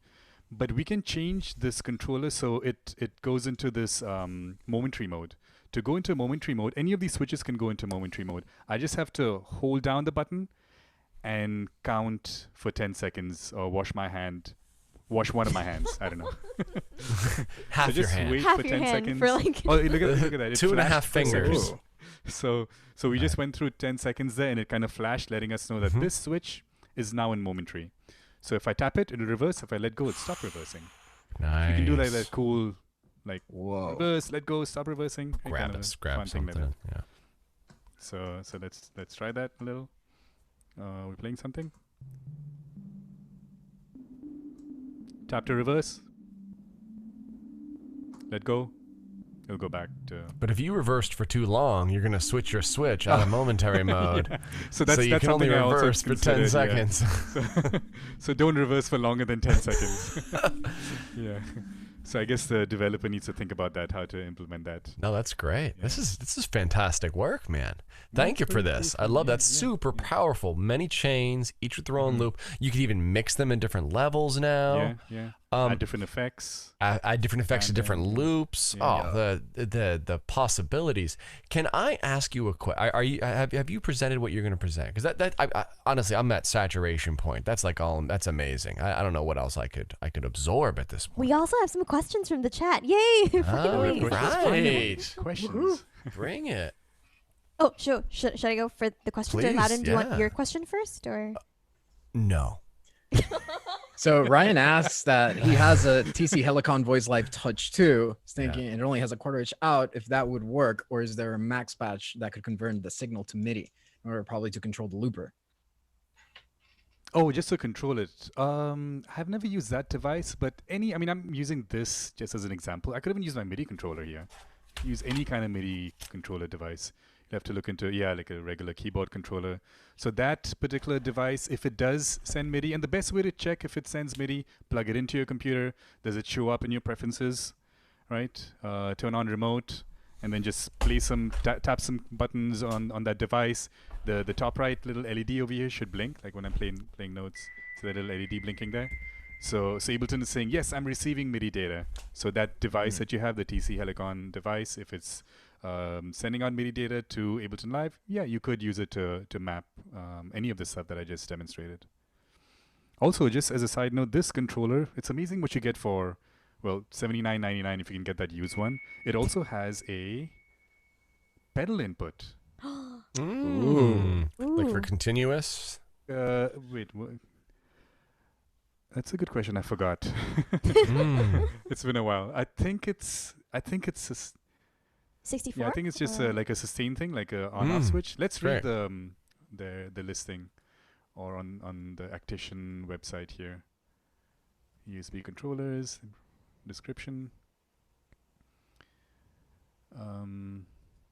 Just search for pedal. Yeah, external sustain pedal. Ah, cool. So it is continuous. Okay. Nice. Yeah, great. So that way it could control that speed function in Looper. Oh, yeah. It's That's great. That's one of my Pretty cool. favorite parts of it. That's awesome. The thing to watch out for with the speed control is you will lose timing because it's just like a regular sampler. So it goes high up in pitch, plays faster, low down, plays slower. So Is a point of no return. point of no that's return. all right. That's kind of like the ending. Performance, not going back. Do we have more questions from the group? Because I have one I'm dying to ask, but I want the Totally. We had one more, and maybe this one is actually might be pretty fast. But can different chains have different bar lengths, like longer for Absolutely. vocals or shorter Yeah. for MIDI notes? Yeah. Absolutely, right? So instead of 2 bars here, I can set this to 4 bars, and this one can be 2 bars. And this one, and the third one can be X bars. Let's say, I don't know, variable length. But then you have to hit that button again to stop looping and start, or stop recording and start playing back. Very So cool. yeah, absolutely. All your chains can be at a separate length. Awesome. Wow, that is awesome. Man, I love it. But I want to ask everyone here, what musical advice would you have when working with a looper? It's like, how do we approach this? So it's like, what kind of sounds, what kind of performances, what do you think works with a looper? What do you go for? So maybe Sure, Claire Prashad, should. yeah. She's pretty regular in the live performance scene. Claire, what are your thoughts on Yeah, sure. use a looper when you perform live? To be honest, I've used this looper before when I was playing flute. And that's because, like Rishabh mentioned just now, like I didn't have any extra hands, although I would like to have one. But I only had 2, so like they're both holding the flute, so I had to use a kind of foot pedal. I used this. It's actually a pretty interesting pedal, but it's called the POC BLE, and it actually does keystrokes instead of MIDI mapping. So you would map the What is do it called key mapping. again? The Look it POC up. BLE POK. POK? Yeah, BLE. BLE because it runs on Bluetooth. So Ooh. yeah, let's pull it up, and yeah, it's that one by X Tempo over there. Wireless DAW foot controller for Mac and Windows. Oh, this one. This is the one Yeah. that Yeah. what's her name? Laura. Laura uses Yeah, this, she right? uses I've it seen this, too. yeah. Totally. It's like having a third hand for your workstation. Like I mentioned, like it was like no more flute stuff. And to be Look at honest, that. Is that you, yeah. Claire? Oh wow, Yes. that is Oh. fascinating. Yeah, Oh, and there's that's Laura me. right below too. And there's That's Laura funny. there. Yeah, because I love it. It was really great, and it's actually really light. It's Claire sized, so that's why I use it too. It's just not super heavy, which is great. Very cool. And it has Wow. the same number of switches, right? So you found like Tragically. flute performances was a useful thing to layer and use. Yeah, totally. Also, cause like fluty loops, like Ah. yeah. You course. love the puns. This is like I know. a theme. It's the bug, man. Yeah. So, but both those sounds, like Rashad went for this like sine wave, really simple, light sound that was kind of plucky. There's a light sound there. It feels like things get dense fast, right? We get lots of layers. It felt like you both like tended toward a kind of sine wave-ish kind of sound with all these layers. It's interesting. Totally. I think one thing that's interesting though is that I was reading somewhere, and maybe someone could also like corroborate this, but I think Looper, as in the device itself, was originally created because someone who was a guitarist wanted to loop stuff in live with a normal looper. So maybe guitarists would be a good one too. A so, really influential guitarist that person would be. Yeah, totally. Guitars are pedal now. Yeah, it's Ableton, useful. get it done. Yeah. One another aspect of the looper that I'd like to bring up that I think is pretty amazing, even if you're not looping with it, is it can set the song tempo. Yeah. Based on 2 taps, right? So there are many just like situations working with a band where I would love to be able to like hit a button and then 4 measures later hit a button again and then have all of live start in time with that. So instead of having to tap chord notes, just tap, 4 measures later hit tap, and then a drum groove starts, everything starts up in time. And Looper has that function, which I think is pretty critical, even if I'm not looping. Absolutely, yeah. And then it becomes more like a regular just looper pedal, right? So you're not using Ableton's clock, you're not using the metronome, you're just free flowing and kind of setting your own tempo. And then all of Ableton comes in time. Oh yeah, which is what's so which great, is right? awesome, Because it's like it sets the song tempo, right? So it's like you're just playing like, because that's one of the things like in a band or personally, I don't know. It's nice if the computer can follow me for once. Yeah, I'm sick of just like following the computer, man. I just gotta like I'm chained to this thing. Rishabh, thank you so much. That was pretty amazing. It's another fantastic tool. I'm loving it. Very cool. The man has mastered time itself. The temporal wizard, Rishabh. Thank you so much. Thank you. Wiggz, I'm so excited to hear what you're gonna bring, man. So, you're talking music of that I love. Chiptune. Tell us, man. Give us the lowdown. I'm psyched. I'm psyched. All right, so let's do this. Hold on to your thinking caps because this is gonna go very fast. So. I have a cap. This is first like things first. Rashad has the cap. It's like the playthrough we got to do of Mario Brothers in like 20 minutes. This is gonna be a speed run, 100%. Especially all my friends are players inside this. Let me just adjust shut up then. this little crop screen. All right, so the thing we're gonna like talk about Chiptune's first thing is Chiptune is definitely more of like a medium. It's also considered a genre. It's basically a sound as well, and a lot of it boils down to the soul of retro gaming consoles.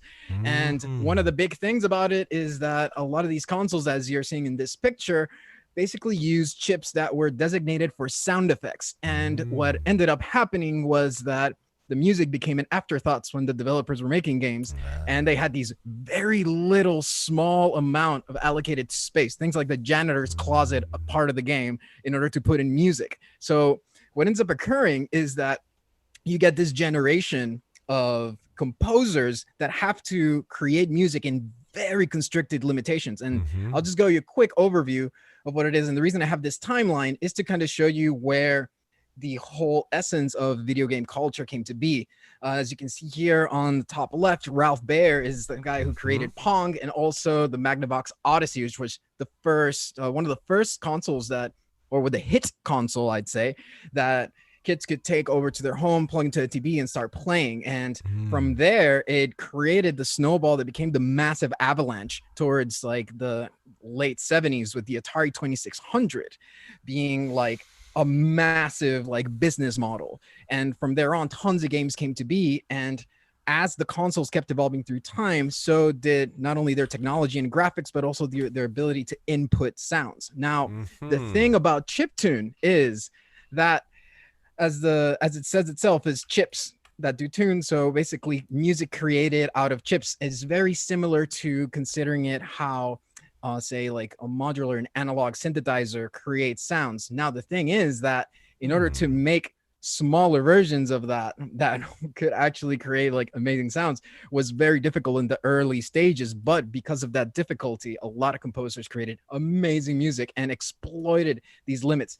And not only that, but they couldn't record directly into it. They had to all just code it. So anybody who was a composer from this age, from like the 80s to all the way to like 90s, 95, literally had to be a coder, a composer, and somebody, it's like more hats had to be worn in order for you to like create music for these mediums. So everybody from like Tim Fallon, Rob Hubbard, Martin Galway, Nobuo Uematsu, Koji Kondo, Hirokazu Tanaka, the list goes on. And it's a plethora and like a myriad amount of consoles that had very brilliant people creating stuff for it. So I encourage everybody to kind of check it out. And on the PDF, I have a list of resources to kind of like give you tons of great insights and tons of good like lectures, docs, and things to watch in order to like invigorate yourself with the culture behind it. I'm sorry, the PDF?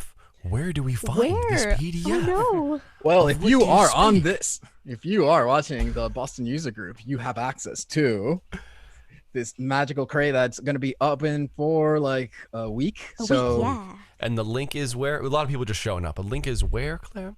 Yeah, oh wow, that rhymed. It's it's there. Sorry, no, nothing. Bad rhyming words.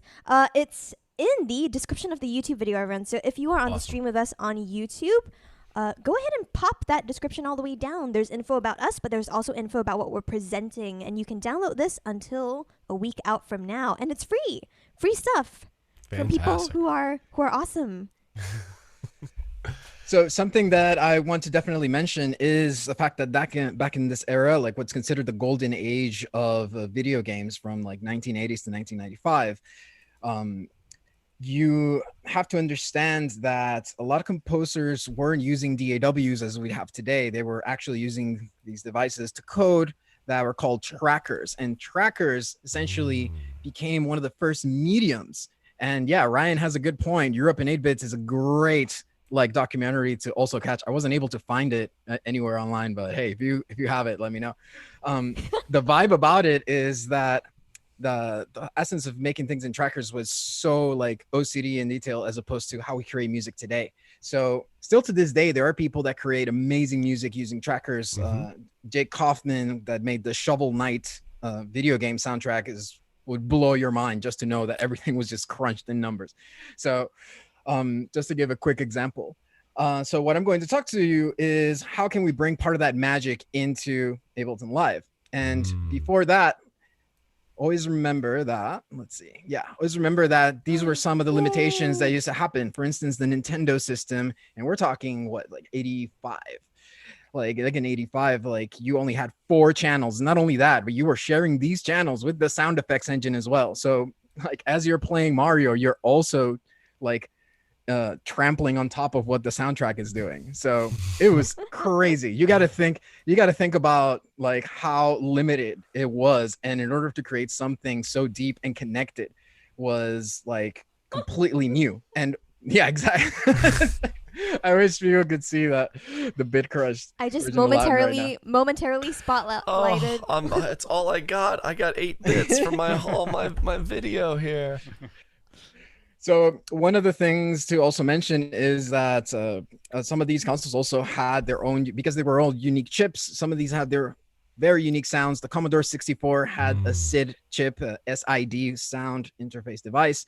And it's crazy. It's like a very powerful analog synthesizer that was way beyond its time. And it still kicked so many other consoles as like complete circuits in comparison. So it's very crazy to think how like even to this day, that kind of went about. Now, in this slide, I'm showcasing you how the community has grown over time. And it's because of this amount of people and the ultimate growth. I mean, think of how much the music industry makes versus like the gaming industry does, to just like demonstrate how big of a community exists out there. And for people to create all these other like subgenres and say like the diversity that exists in just creating music for video games, music inspired by video games, music from like chips and so on and so forth has evolved. The reason I'm able to deliver this to you today is because this community keeps on growing every year and over time. And this is 2019. I can only imagine how many people started playing video games in 2020, as you all know. Lockdown, Animal Lockdown Crossing. vibes.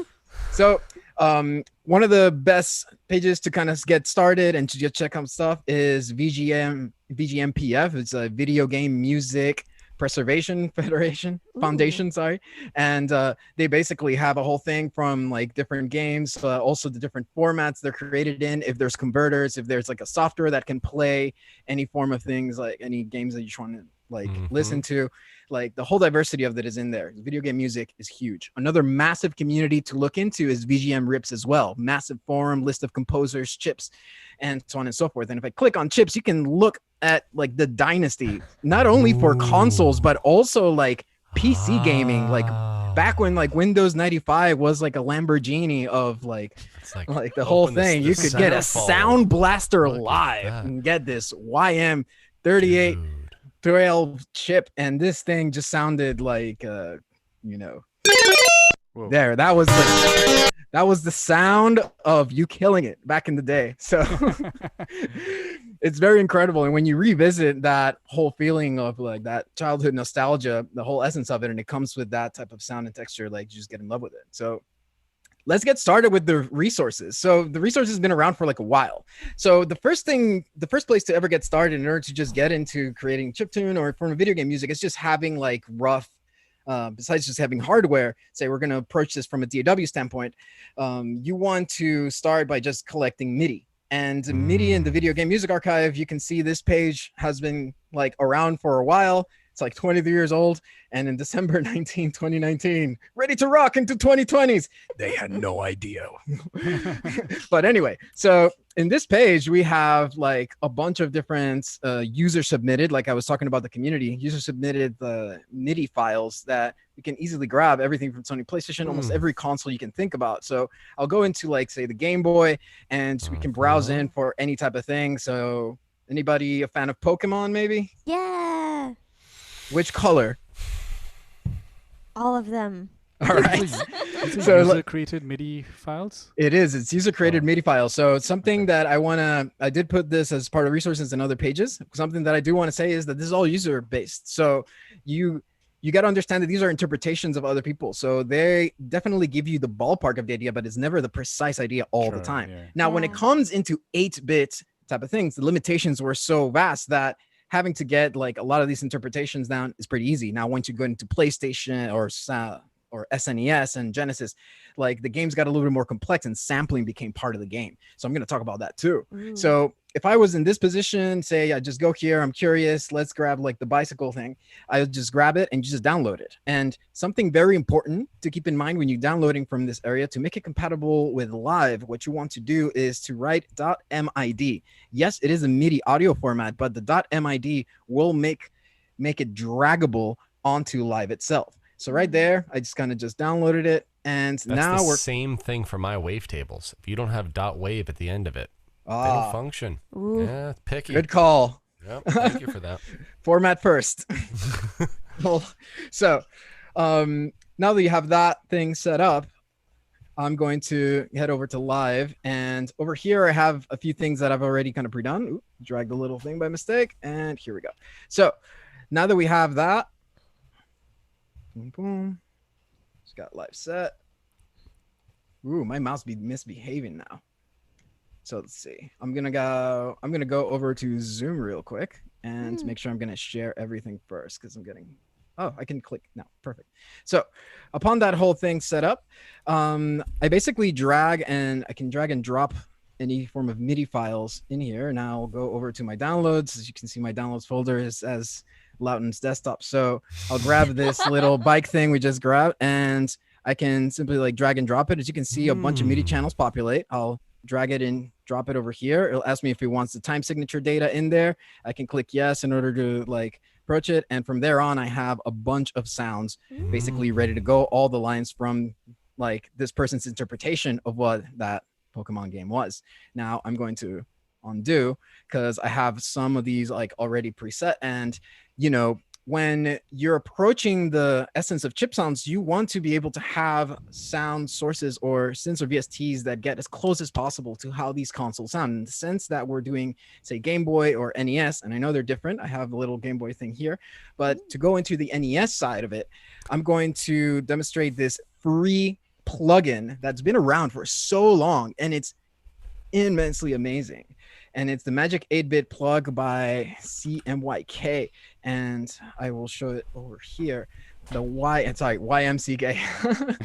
This is a Japanese band. So this is a free plugin you can grab, and it's so simple and so to the point, and it sounds amazing. As all you can see here, it just replicates like original waveforms that you would find on Nintendo and so on and so forth. So upon that whole thing, I loaded the same template we had previously set up here, which is just 2 square waves, a triangle wave, and then a noise channel. And that's going to be my NES tracking like template. So I loaded this plugin 4 times through, adhering to these things, getting a pulse square wave, probably 50%, and so on and so forth. And now I can just go in here and start playing some tracks. So for instance, we'll go over for the little Mario flag. Oh my god. Yay. And that is like the pure sound of chips. If I were to replicate this with live instruments, I would get a different result. And it's not the fact that live instruments are different, like they're just different. It's just a different like version of how these waveforms are processed. For instance, if I grab this square wave and now I do this, and I'm going to use the analog, and I go here, make sure the shape is a square with 50%. And I probably want to make sure the amp Sustain is up all the way up, because 4 bits, you have no headroom for anything. And Just one oscillator, because that plugin just has one oscillator. Right? one oscillator, indeed. One no oscillator. Filters didn't exist. You get a completely different type of sound. Sounds different, Yeah. but yeah. It's not bad. Maybe 100. That's the square wave. That is a square wave. And if I compare this to the square wave here, you can see there's like these very slight the aliasing little in there. differences. Yeah. Indeed. So it's nothing to go against what like live instruments do. They're phenomenal. But the vibe is that the closer you get to how these list of chips I showed you previously sound, you get into this territory that is like just magical, and it makes you feel you're playing all these games. So stage select from Mega Man, like if I go into like Mega Man 2, into that crazy on solo, there we go.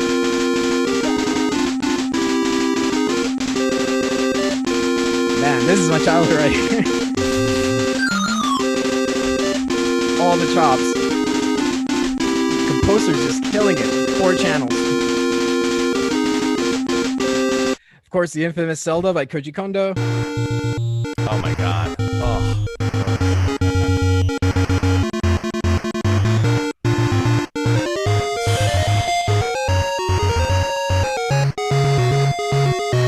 Just like that, just grabbing up some good MIDI, something that reflects like the essence, the soul of what that time was, and just basically put it in there using some of the VSTs. And then once you have them in there, you kind of have a template. You have like models of songs you can go after. And then from there on, you know, it's up to you to just edit or put things in different orders and just mess around with it any way you want. It's like the whole MIDI realm is your entire like overworld for your Zelda adventure. So upon that, I have a couple more examples, but that's just a very basic way to get you started doing like NES stuff. And there's tons of other VSTs that are for free, and I've listed them in the PDF that is also listed there. You can also look for them online, but I took a whole week of research and asking all these very intelligent geeks about like, hey man, where do I find this? And I got some very good recommendations just for you. It's on the file that will be shared from this lecture. So something else that I want to go into now is going into the Game Boy. And as we were looking at before with all the chips, like we realized that like the sounds of Game Boy were also different chipset. Even though it was made by Nintendo, we had a whole nother different things. And if you look in today with the community that makes music with with Game Boys, which is using software like LSDJ, which I'm pretty sure Rishabh knows about because he showed me his Game Boy. Yeah. So it's basically doing a whole tracker system. We have a whole different set of chips. And one of the reasons why like people really love doing it in the Game Boy is because it sounds the way it does. And the chips really kind of matter. The same way when they tell you that an analog synthesizer is different than digital, I just consider them different. But the closer you can get to that, the expression that you want to create in, you know, you're following your heart, you're following that whole chiptune culture, which is cool. So I took in the Pokemon gym battle and I dragged it in here. And to create this whole Game Boy thing, I'm going to recommend one of the VSTs that is my favorite for it. But first, let's enjoy the tunes. Was you're like battling the leader of the gym once you jump into. It's like Pokemon Blue.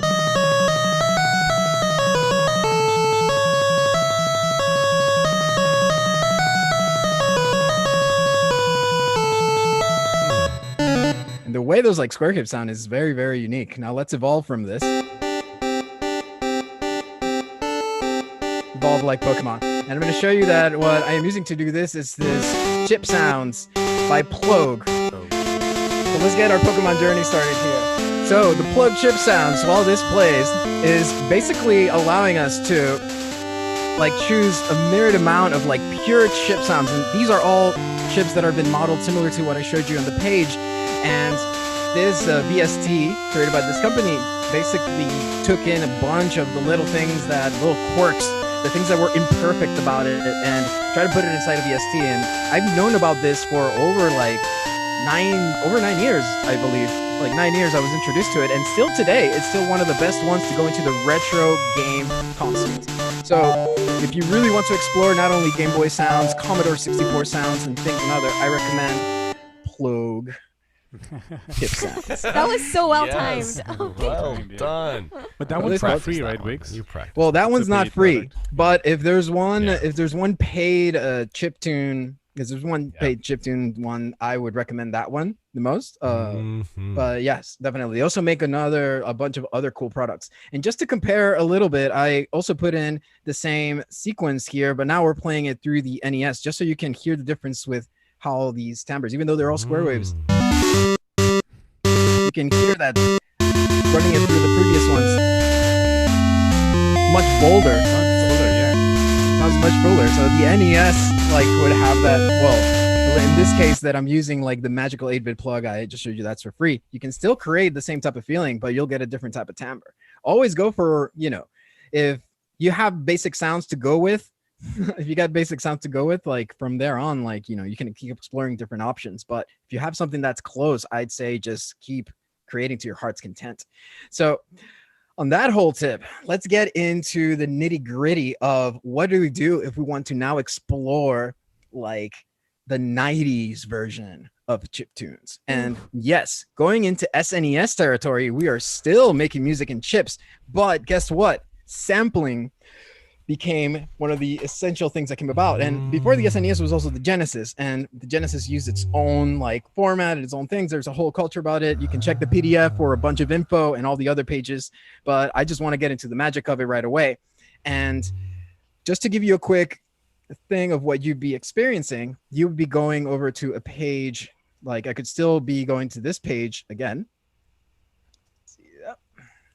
I'll be going to that video game music page again, and I would continue to explore. Oh, the zoom thing is acting up. There we go. So I go to this other page as well called Zofar's Domain. This has been around ever since I discovered what emulators were, which is what, 10 years or so? Oh no, actually way longer. So ever since I knew about emulators, so on and so forth, this page basically hosted a bunch of stuff. And right now it is still a very good spot in order to like extract like old school games soundtracks. So as I was showing you before in the VGMPF webpage, there's different video game formats. Every time a console came out, they had their own format. So say you had emulators, and inside the emulator game, they had a specific code for each one. So as you can see, this one says SPC. So the SPC would attain to the SPC chip inside the SNES. And now this game, Chrono Trigger, is one of my childhood favorites to this day. Yasunori Mitsuda became one of my heroes. And if it wasn't for games like this and different types of RPGs, I don't know if I would have loved music the way I do now, because those are still the melodies that haunt me and inspire me on a daily basis. So let's say that we want to bring that magic. How do we bring it into the DAW? What are the steps to do this? So first thing is you can kind of just going here so far to the main, and you of course you can download the MP3s, you can chop it like audio, and there's all the facets to do that. But I want to go deeper. So to do this on a deeper level, you can download the original music files. And when we download these original music files, they come as a little zip. And what we're going to do is that we're going to use this software called Audio Overload, and it's completely free by Richard Bannister, and it's still being updated. I will say that the Mac version is way better because it's been consistently updated. The older releases include the Windows one, and it's still pretty good, but the Mac version is great. And you can play all these types of formats. So you can see all these consoles and so on and so forth. So once you find tons of resources online of people that have kind of like taken the music files from cartridges or like the emulations, they'll basically like be able to play them through here. So I'm going to go over to Audio Overload, and the way it looks, it's kind of like this. Ooh. Let's see. I'm trying to grab both the zoom and the thing at the same time. So this is a fascinating little challenge. Let me see. This is not a plugin. This is its own application. Correct. Okay. It's a standalone. Yeah, it's a standalone application. I get it now. I'm going to share just my entire desktop to avoid there we go. Flexibility. So on that whole essence, what I'm able to do, and say I'm going to just quit it and then type AO, bring it back again. It starts like this blank. I can click on open, or I can also drag and drop. So what I'm going to do is I'll say, let's just bring the whole Donkey Kong Country thing, and I'm going to click open on it. And here's all the Donkey Kong Country. I can double click and immediately start listening to these things.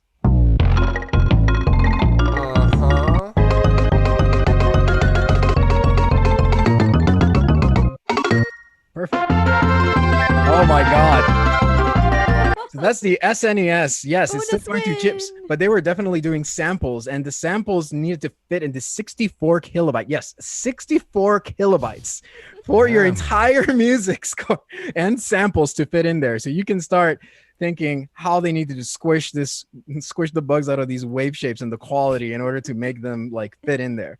So the bugs. So on that squashing bugs. So in that whole thing, say like if the beauty of this software is that we can play this. Well, that one's pretty like small. So I'll play this beautiful song. This is my favorite of the entire thing. So while we're playing this, and I'm submerging you into this software, you can follow the sound of my voice and breathe deep. And in the channel section, you will experience what it is, the multi-channel setup. Now, knowing that this file is SPC, we'll go to the SPC section. And as we tend to detach, we'll notice that the 8 channels that the SNES chip had, we can start muting these things one by one, similar to how you let go of intercepting thoughts. And from there on, you can notice things diluting into their essence until you are left with an Alan Watts silence. So the whole thing about it, if you don't know who Alan Watts is, definitely YouTube that. It'll blow your mind. So on that whole essence, we will see that we can mute and unmute channels from the game itself. And this is why you can go a level deeper with, say, the audio overload. So where does the music making process? Why am I going standalone and leaving live? Well, this is why. We'll go over here to main, and I can hit play on this. And I can isolate only these channels, right?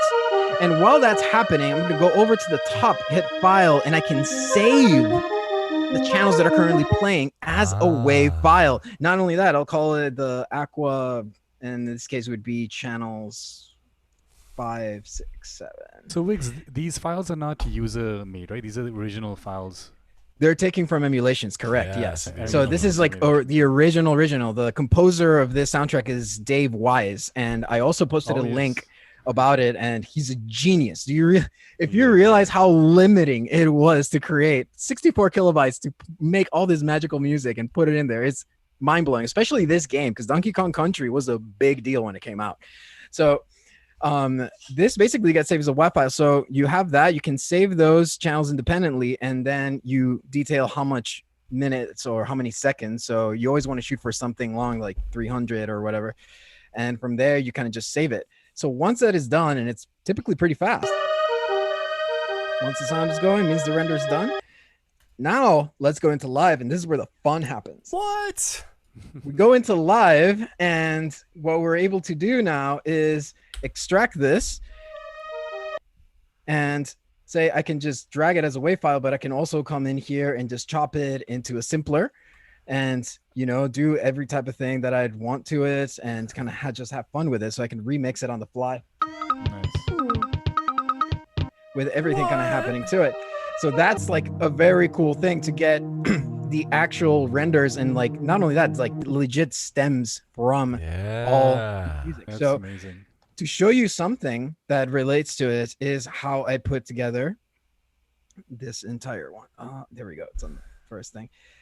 So how I put together this thing while also using like the stems. So over here, I have everything stemmed out, and I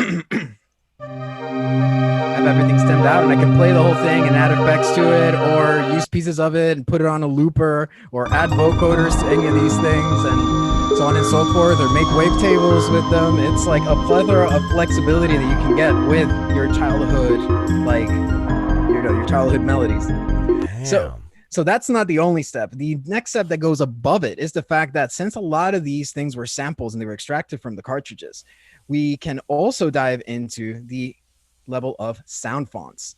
And sound fonts are basically this compilation of like samples, like it could be one cycle or samples that were included in it, that essentially allow you to use the same sounds that were inside the cartridges. And of course, you're not going to get the full total replica because you're sounding through chips and, you know, they have their little character, but the samples, the audio tracks they did themselves were there. And one of my favorite places to check some of these ones from the SNES is from William Cage's one, which has like a bunch of different ones and is all user submitted. Definitely support a lot of these peeps. William Cage does this thing, does his whole job to make sure people get credited. And say I would just download a sound font, say from this game Breath of Fire, I kind of click save on it, and they're super small. Actually, should be 64 kilobytes, but actually they're bigger. And the way it works with live is in the following way. So I'll go over to my downloads, and I'm going to look for a very specific looking logo. Zoom cannot contain Wiggz.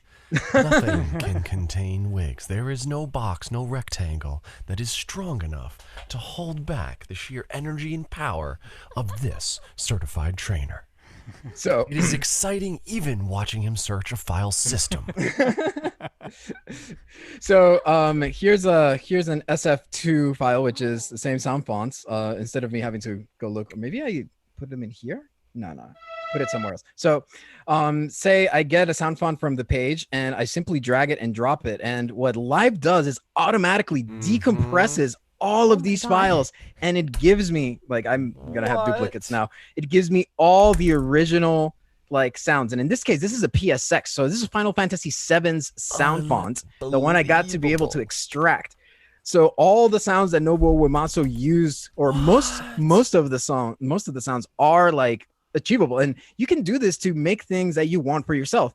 So I did this with the Donkey Kong Country ones, and I was able to replicate as close as possible up here what I could do with the soundtrack. So it sounds something like this. Make sure I'm muting the one below, or else we're gonna get doubles. Yes,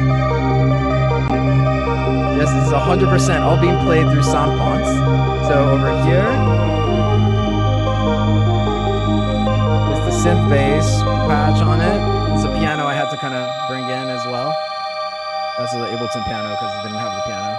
It's an aux choir, and they come in as like little samplers. You can replicate all these things, and you know, besides just having them as samples, you actually have legit instruments. So that is the mind-blowing thing about it. I want to get to the ARP thing for the wow moment. That is the power of sound fonts. It's my favorite part of the whole thing. Anyway, so I only did that song just for that part and just deliver it like that punchline. So on that whole tip, we have also the ability to grab the audio stems, which if you can't find the sound fonts, if you can't find things related to it, you can complement it with the audio and chop things up if you want to either sample it, make your own version of things, or you can also like use the sound fonts if you're able to find them. So for most things that works, which is phenomenal. Another thing I did, and another technique that is useful if you're using live and you're in this situation, is doing things such as manipulating it's just extracting melodies from the sounds and then complementing it with the sound fonts. So this is something I did with Chrono Trigger, one of my favorites, as I mentioned. So you see there's MIDI data up here, but now playing all the audio. And then it goes and switches into a sexy sax. Oh, yes. Pretty good. Yasunori Mitsuda, eat your heart out. I love it. I got chills. I don't know you, man. I just got chills. Oh my God. It still does it. I don't know why. That's the magic of chiptunes. I'm sorry. I think a lot of people feel me up in the chat. On this whole vibe, what I did was basically say, grab a little piece of region where the sax plays, and then I drag it into here where it has the sound font, and I can extract, say, like the melody this way. This is one of the advantages of having it as an isolated sample. And yes, it could work in situations where you could do it in like Nintendos and Game Boys because it's very simple, and Live would do a very good job, a very interesting job at kind of pinpointing like a bunch of the melodies and the harmony because the waves were much simpler. But once you get into the SNES, Genesis, and so on and so forth, things get a little more complicated. And what Live will do, if you're able to stem this out, is to give you a very basic or a very good rough arrangement of what it's supposed to sound like. So I'm going to mute this away and I'm going to play my rendition. I'm going to delete this, delete the rendition that I got out of doing this technique with Live, with converting audio to MIDI.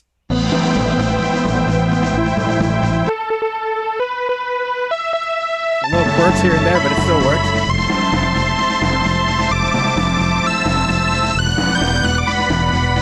I'm bringing the sax.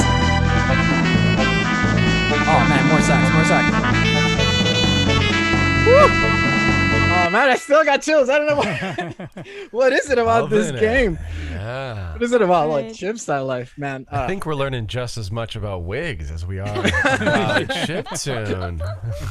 So, and one of these things, so this is one of the ways you can kind of do this. You can have so much fun with it and like chop it up and then recreate them to make new ideas. Now that we did the whole thing, let's go even further and go into. There's another level? There's another level. We're leveling up. We're leveling up from, instead of 1995 to 1996, 97, when like the PlayStation console came out, and doing PlayStation games gets even headier. So one of the things I did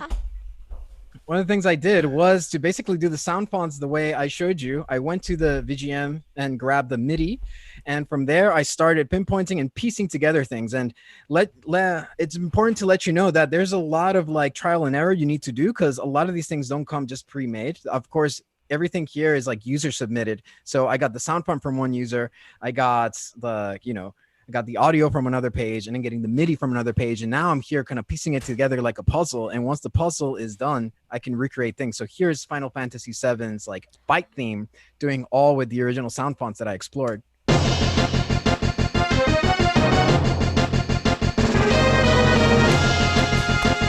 And if you're wondering how close it is, I have the bounce right here as a reference. Yours is better. And go back to mine.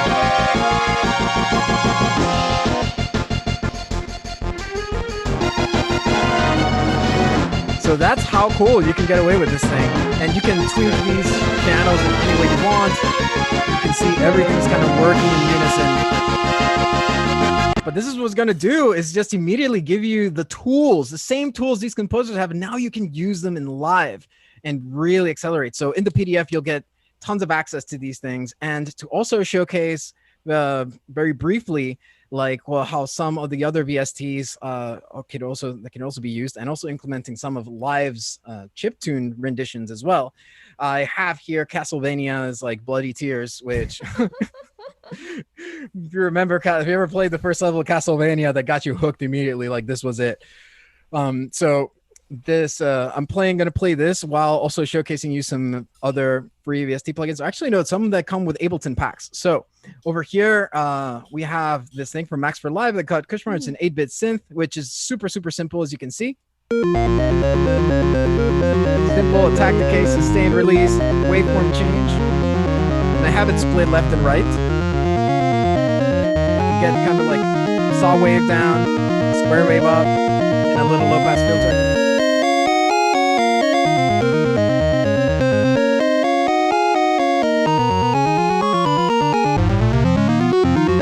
So that's just a really cool, like, free thing that we can kind of go and explore. Now let's go into other things that Live brings into the table, which is the multi. Now the multi, the reason I bring this in is not necessarily like a chip emulator, but it imitates the way chiptune actually chiptune arpeggiators work. They call them chucks, invented by Tim Follin. So if I change the speed of this, I can make like instant arpeggiations, and not only that, I can also make them go to chords, which is the way they would make chords when you only had one channel to be the entire harmony. So the notes would go so fast that it would turn into a chord. That's how you would make the chord progression. So that's something that God created because of the limitations from chiptune music. So over here we have that type of thing. If we put Bloody Tears to this, it's going to be like a hellhole. So let's see if Dracula faints with this one. Oh, my CPU is definitely choking. So now we know how powerful it is. I said we were going up. Just a couple voices there. Just a few voices would work. But this like Max for Live, this Max for Live synth has really cool versatilities and can play patterns and can play tons of things. It's very good to the point. Now, the other thing I wanted to talk about is in the Ableton packs, we have this thing from Pure Magnetic, which if I replace it, you can see here, there's the Retro Computers Ableton pack that has, say, Atari 2600 and also NES and also SIT chips. And then we can run some of these and also get closer to the heartfelt sound of chips. So this is with the Atari 2600. Castlevania was in the Atari 2600. It sounds something like this.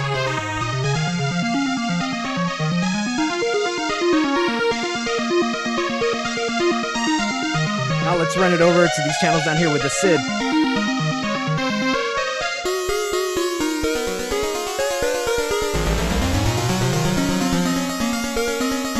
Rishabh likes the SID. Oh, the SID is so ahead of its time. And then here are some NES emulators as well.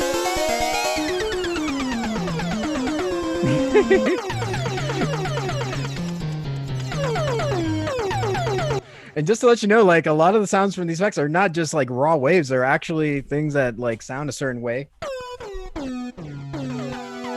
the sample. And you can apply polyphony. Yeah, indeed. It's definitely the sample play. So that's like, this is called Donkey Kong, funny enough. And that kind of like expands a little bit of what some of the live tools in order for you to get into making chiptune music can be like. But also in the PDF, you'll find so much more information, so much other things that you can watch for the next 3 to 4 days and just fall in love the same way I fall in love with these games. It's like a chiptune Bible you have there in that PDF. I love the nostalgia about this stuff. So if anybody has any questions or whatnot, that'd be good. But that's the end of my presentation, and I hope all y'all enjoyed it. That's awesome. We had so much excitement in the chat. It was like so awesome. So much fun. let's give Wiggz a hand. Fantastic work. That is awesome. I just learned so much. Claire, are there any specific questions from the chat or comments that you want to highlight here for Wiggz? Yeah, I've been we've been asking for folks to put some stuff in the chat and send their questions over, but the most common kinds of comments are, "This is awesome." Yay, we're glad that you're enjoying this. Yay. Yeah, because it is. It's always like a lot of chiptune is been like expanded because of the community. So hopefully the links I provided kind of introduce you into it, and any curiosities and other things you want to explore lie in it. Also, there's the Boston 8-bit community that it's still active on Facebook, and they put events. And of course, if you go to the Chiptune Reddit, you'll find tons of live streams and stuff like that, and people posting memes about people that do chiptune and trackers versus DAWs, which is kind of a thing. It's funny enough, but at the end of the day, like, everybody just wants to live the vibe, that nostalgia, and find a medium of expression through what this type of music does. So I hope this does. I hope this does the job. That was the next level right there. That was the final level. You know, boss. Can I ask one thing? I just want to get everyone's impression. Like, Wiggz, it was an amazing exploration of the sounds. But there's also this, like, the composition, right? There's a specific way, you know, what are you all noticing? We have this amazing brain trust of music here. What do you all notice? You know, we just listened to like this like fire hose of chiptune music. What do you notice about like the compositional strategies and just the music itself here? What are you guys noticing? Claire, what do you think about the music? Yeah, it was funny because almost the first time that I listened to chiptune after I started producing, it was weird. Like, there was a moment in my life where I was not a producer, and then I was after. But before, I was just like, before this happened, this terrible like stuff happened with electronics, like I was just listening to music and I thought that's pretty cute. But afterwards, I started realizing that a lot of it was very much like Baroque music with a lot of contrapuntal stuff and a lot of counterpoint. And because of that, I think I loved the music even more because I was trained as like a classical piano player. So I almost felt like, weirdly enough, after I became hip to a lot of chiptune stuff, I would hear a lot of that counterpoint compositionally in the music. So that's what drew me in even more, I think. Wonderful. Yeah, the polyphony, like the old polyphony. cool stuff, like polyphonic music, right? The fundamental, this is it's polyphonic like before music. Justice got cool, there was like chiptune. Sorry. Sorry, Justice. Yeah. I noticed like lots of like really flowing melodies with like not like a lot of rests, right? It's just this like constant burble of like a flowing melody and like a lot of traditional counterpoint, right? I'm thinking Species 2 counterpoint, right? Back to my like learning how to write inventions, right? The species is not extinct, apparently. Yeah, I mean, to me, it has to be related to the musicians they hired to do these things, right? You listed, Wiggz, a couple like, and if you could, for us, just and leave a little bit of space between the names of people. Right, like, because you did mention some of my heroes, but I just want to go back to these people, right? So who are some of these composers that we should be thinking about here? If one of the biggest composers, like pioneers that blew people's minds and changed the whole thing, Rob Hubbard, not L. Ron Hubbard, Rob Hubbard. Hubbard, the father of chiptune Scientology. No, I'm kidding. The father of the C64 melody. He was a pioneer doing tons of things like Skate or Die and so on and so forth. But also Tim Follin is also a huge mind that like took a lot of like progressive like music from like you think about it like Mahavishnu Orchestra and stuff like that, and like interpreted it into here, like very like incredible compositions. Of course, you have the whole Japanese descendants of Koji Kondo. Everybody knows Nintendo and the whole things. And I included a channel that would blow your mind. It's called GST. You can look it up on YouTube. It's also on the PDF you can grab for a week. I could post it elsewhere, but all the tools we provided as well. And in this channel, it actually gives you a showcase, almost like a timeline of the compositions that a lot of these very influential composers made, while also showing you like small little interview tidbits while you listen to the music. And it blows your mind to see like the progress of how they composed through the years and the things they would talk about, the frustration of like, there's no way if I have an instrument next to me, I'm gonna punch this screen in the face because there's no way that I can do my instrument, I can put it in the thing. I have to go number by number. So Tim Follin was one of these people that was always incredibly frustrated, yet became one of the biggest like geniuses behind the medium, because innovators and stuff like that are never satisfied with the current medium. Koji Kondo was the same thing. He wanted to get way deeper into the development of the next consoles and so on and so forth, because he was frustrated with the limitations in a similar way, though he still made them work. So it's very fascinating. That's one of the biggest things to take away from like the old school composers from video games, and to bring all those limitations in, and now that becoming a hip thing in its own subculture and subgenre that's grown this big, and it keeps growing because, as we saw, the video game audience is still escalating. Like, that's something that I just thought will never die. So 2 species, 4 species counterpoint will still be the thing. Wonderful. Oh no. Thank you so much for that, Wiggz. That was an amazing education.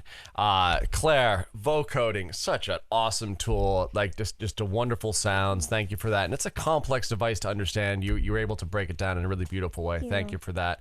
The master of time itself, Rishabh, it was really cool. Just understanding how to manipulate those layers. And there's just with all of these things, there's so many just little techniques that we can use. We don't have to even create them all. I'm just dying to like make a custom wavetable from a sound font, put it through a vocoder, and then make a bunch of layers on top of each other, all in our favorite application Live, which is the application. Ableton is the company. It's the company. Yeah. That's gonna. If we make Vocode that that T-shirt, if we make a T-shirt, everyone from the Bug should wear it. We also got a thank you. Someone said thank you, Bug. You're most welcome. Big shout out to Ryan Sloan, Ryan Van Bibber. Yeah. Like, you guys, thanks so much for sticking around and enjoying this. Totally. It's awesome. Great to have you here, everyone. I think I need to go have some dinner. Unfortunately, I have to say I'm just so thankful to have been able to spend this time with you three and with the Bug. And I hope we can do this again sometime. Have a wonderful night. Totally. Yeah. Cool. Bye, everyone. Signing off for Take care. now. Bye-bye. All right, I'm gonna go play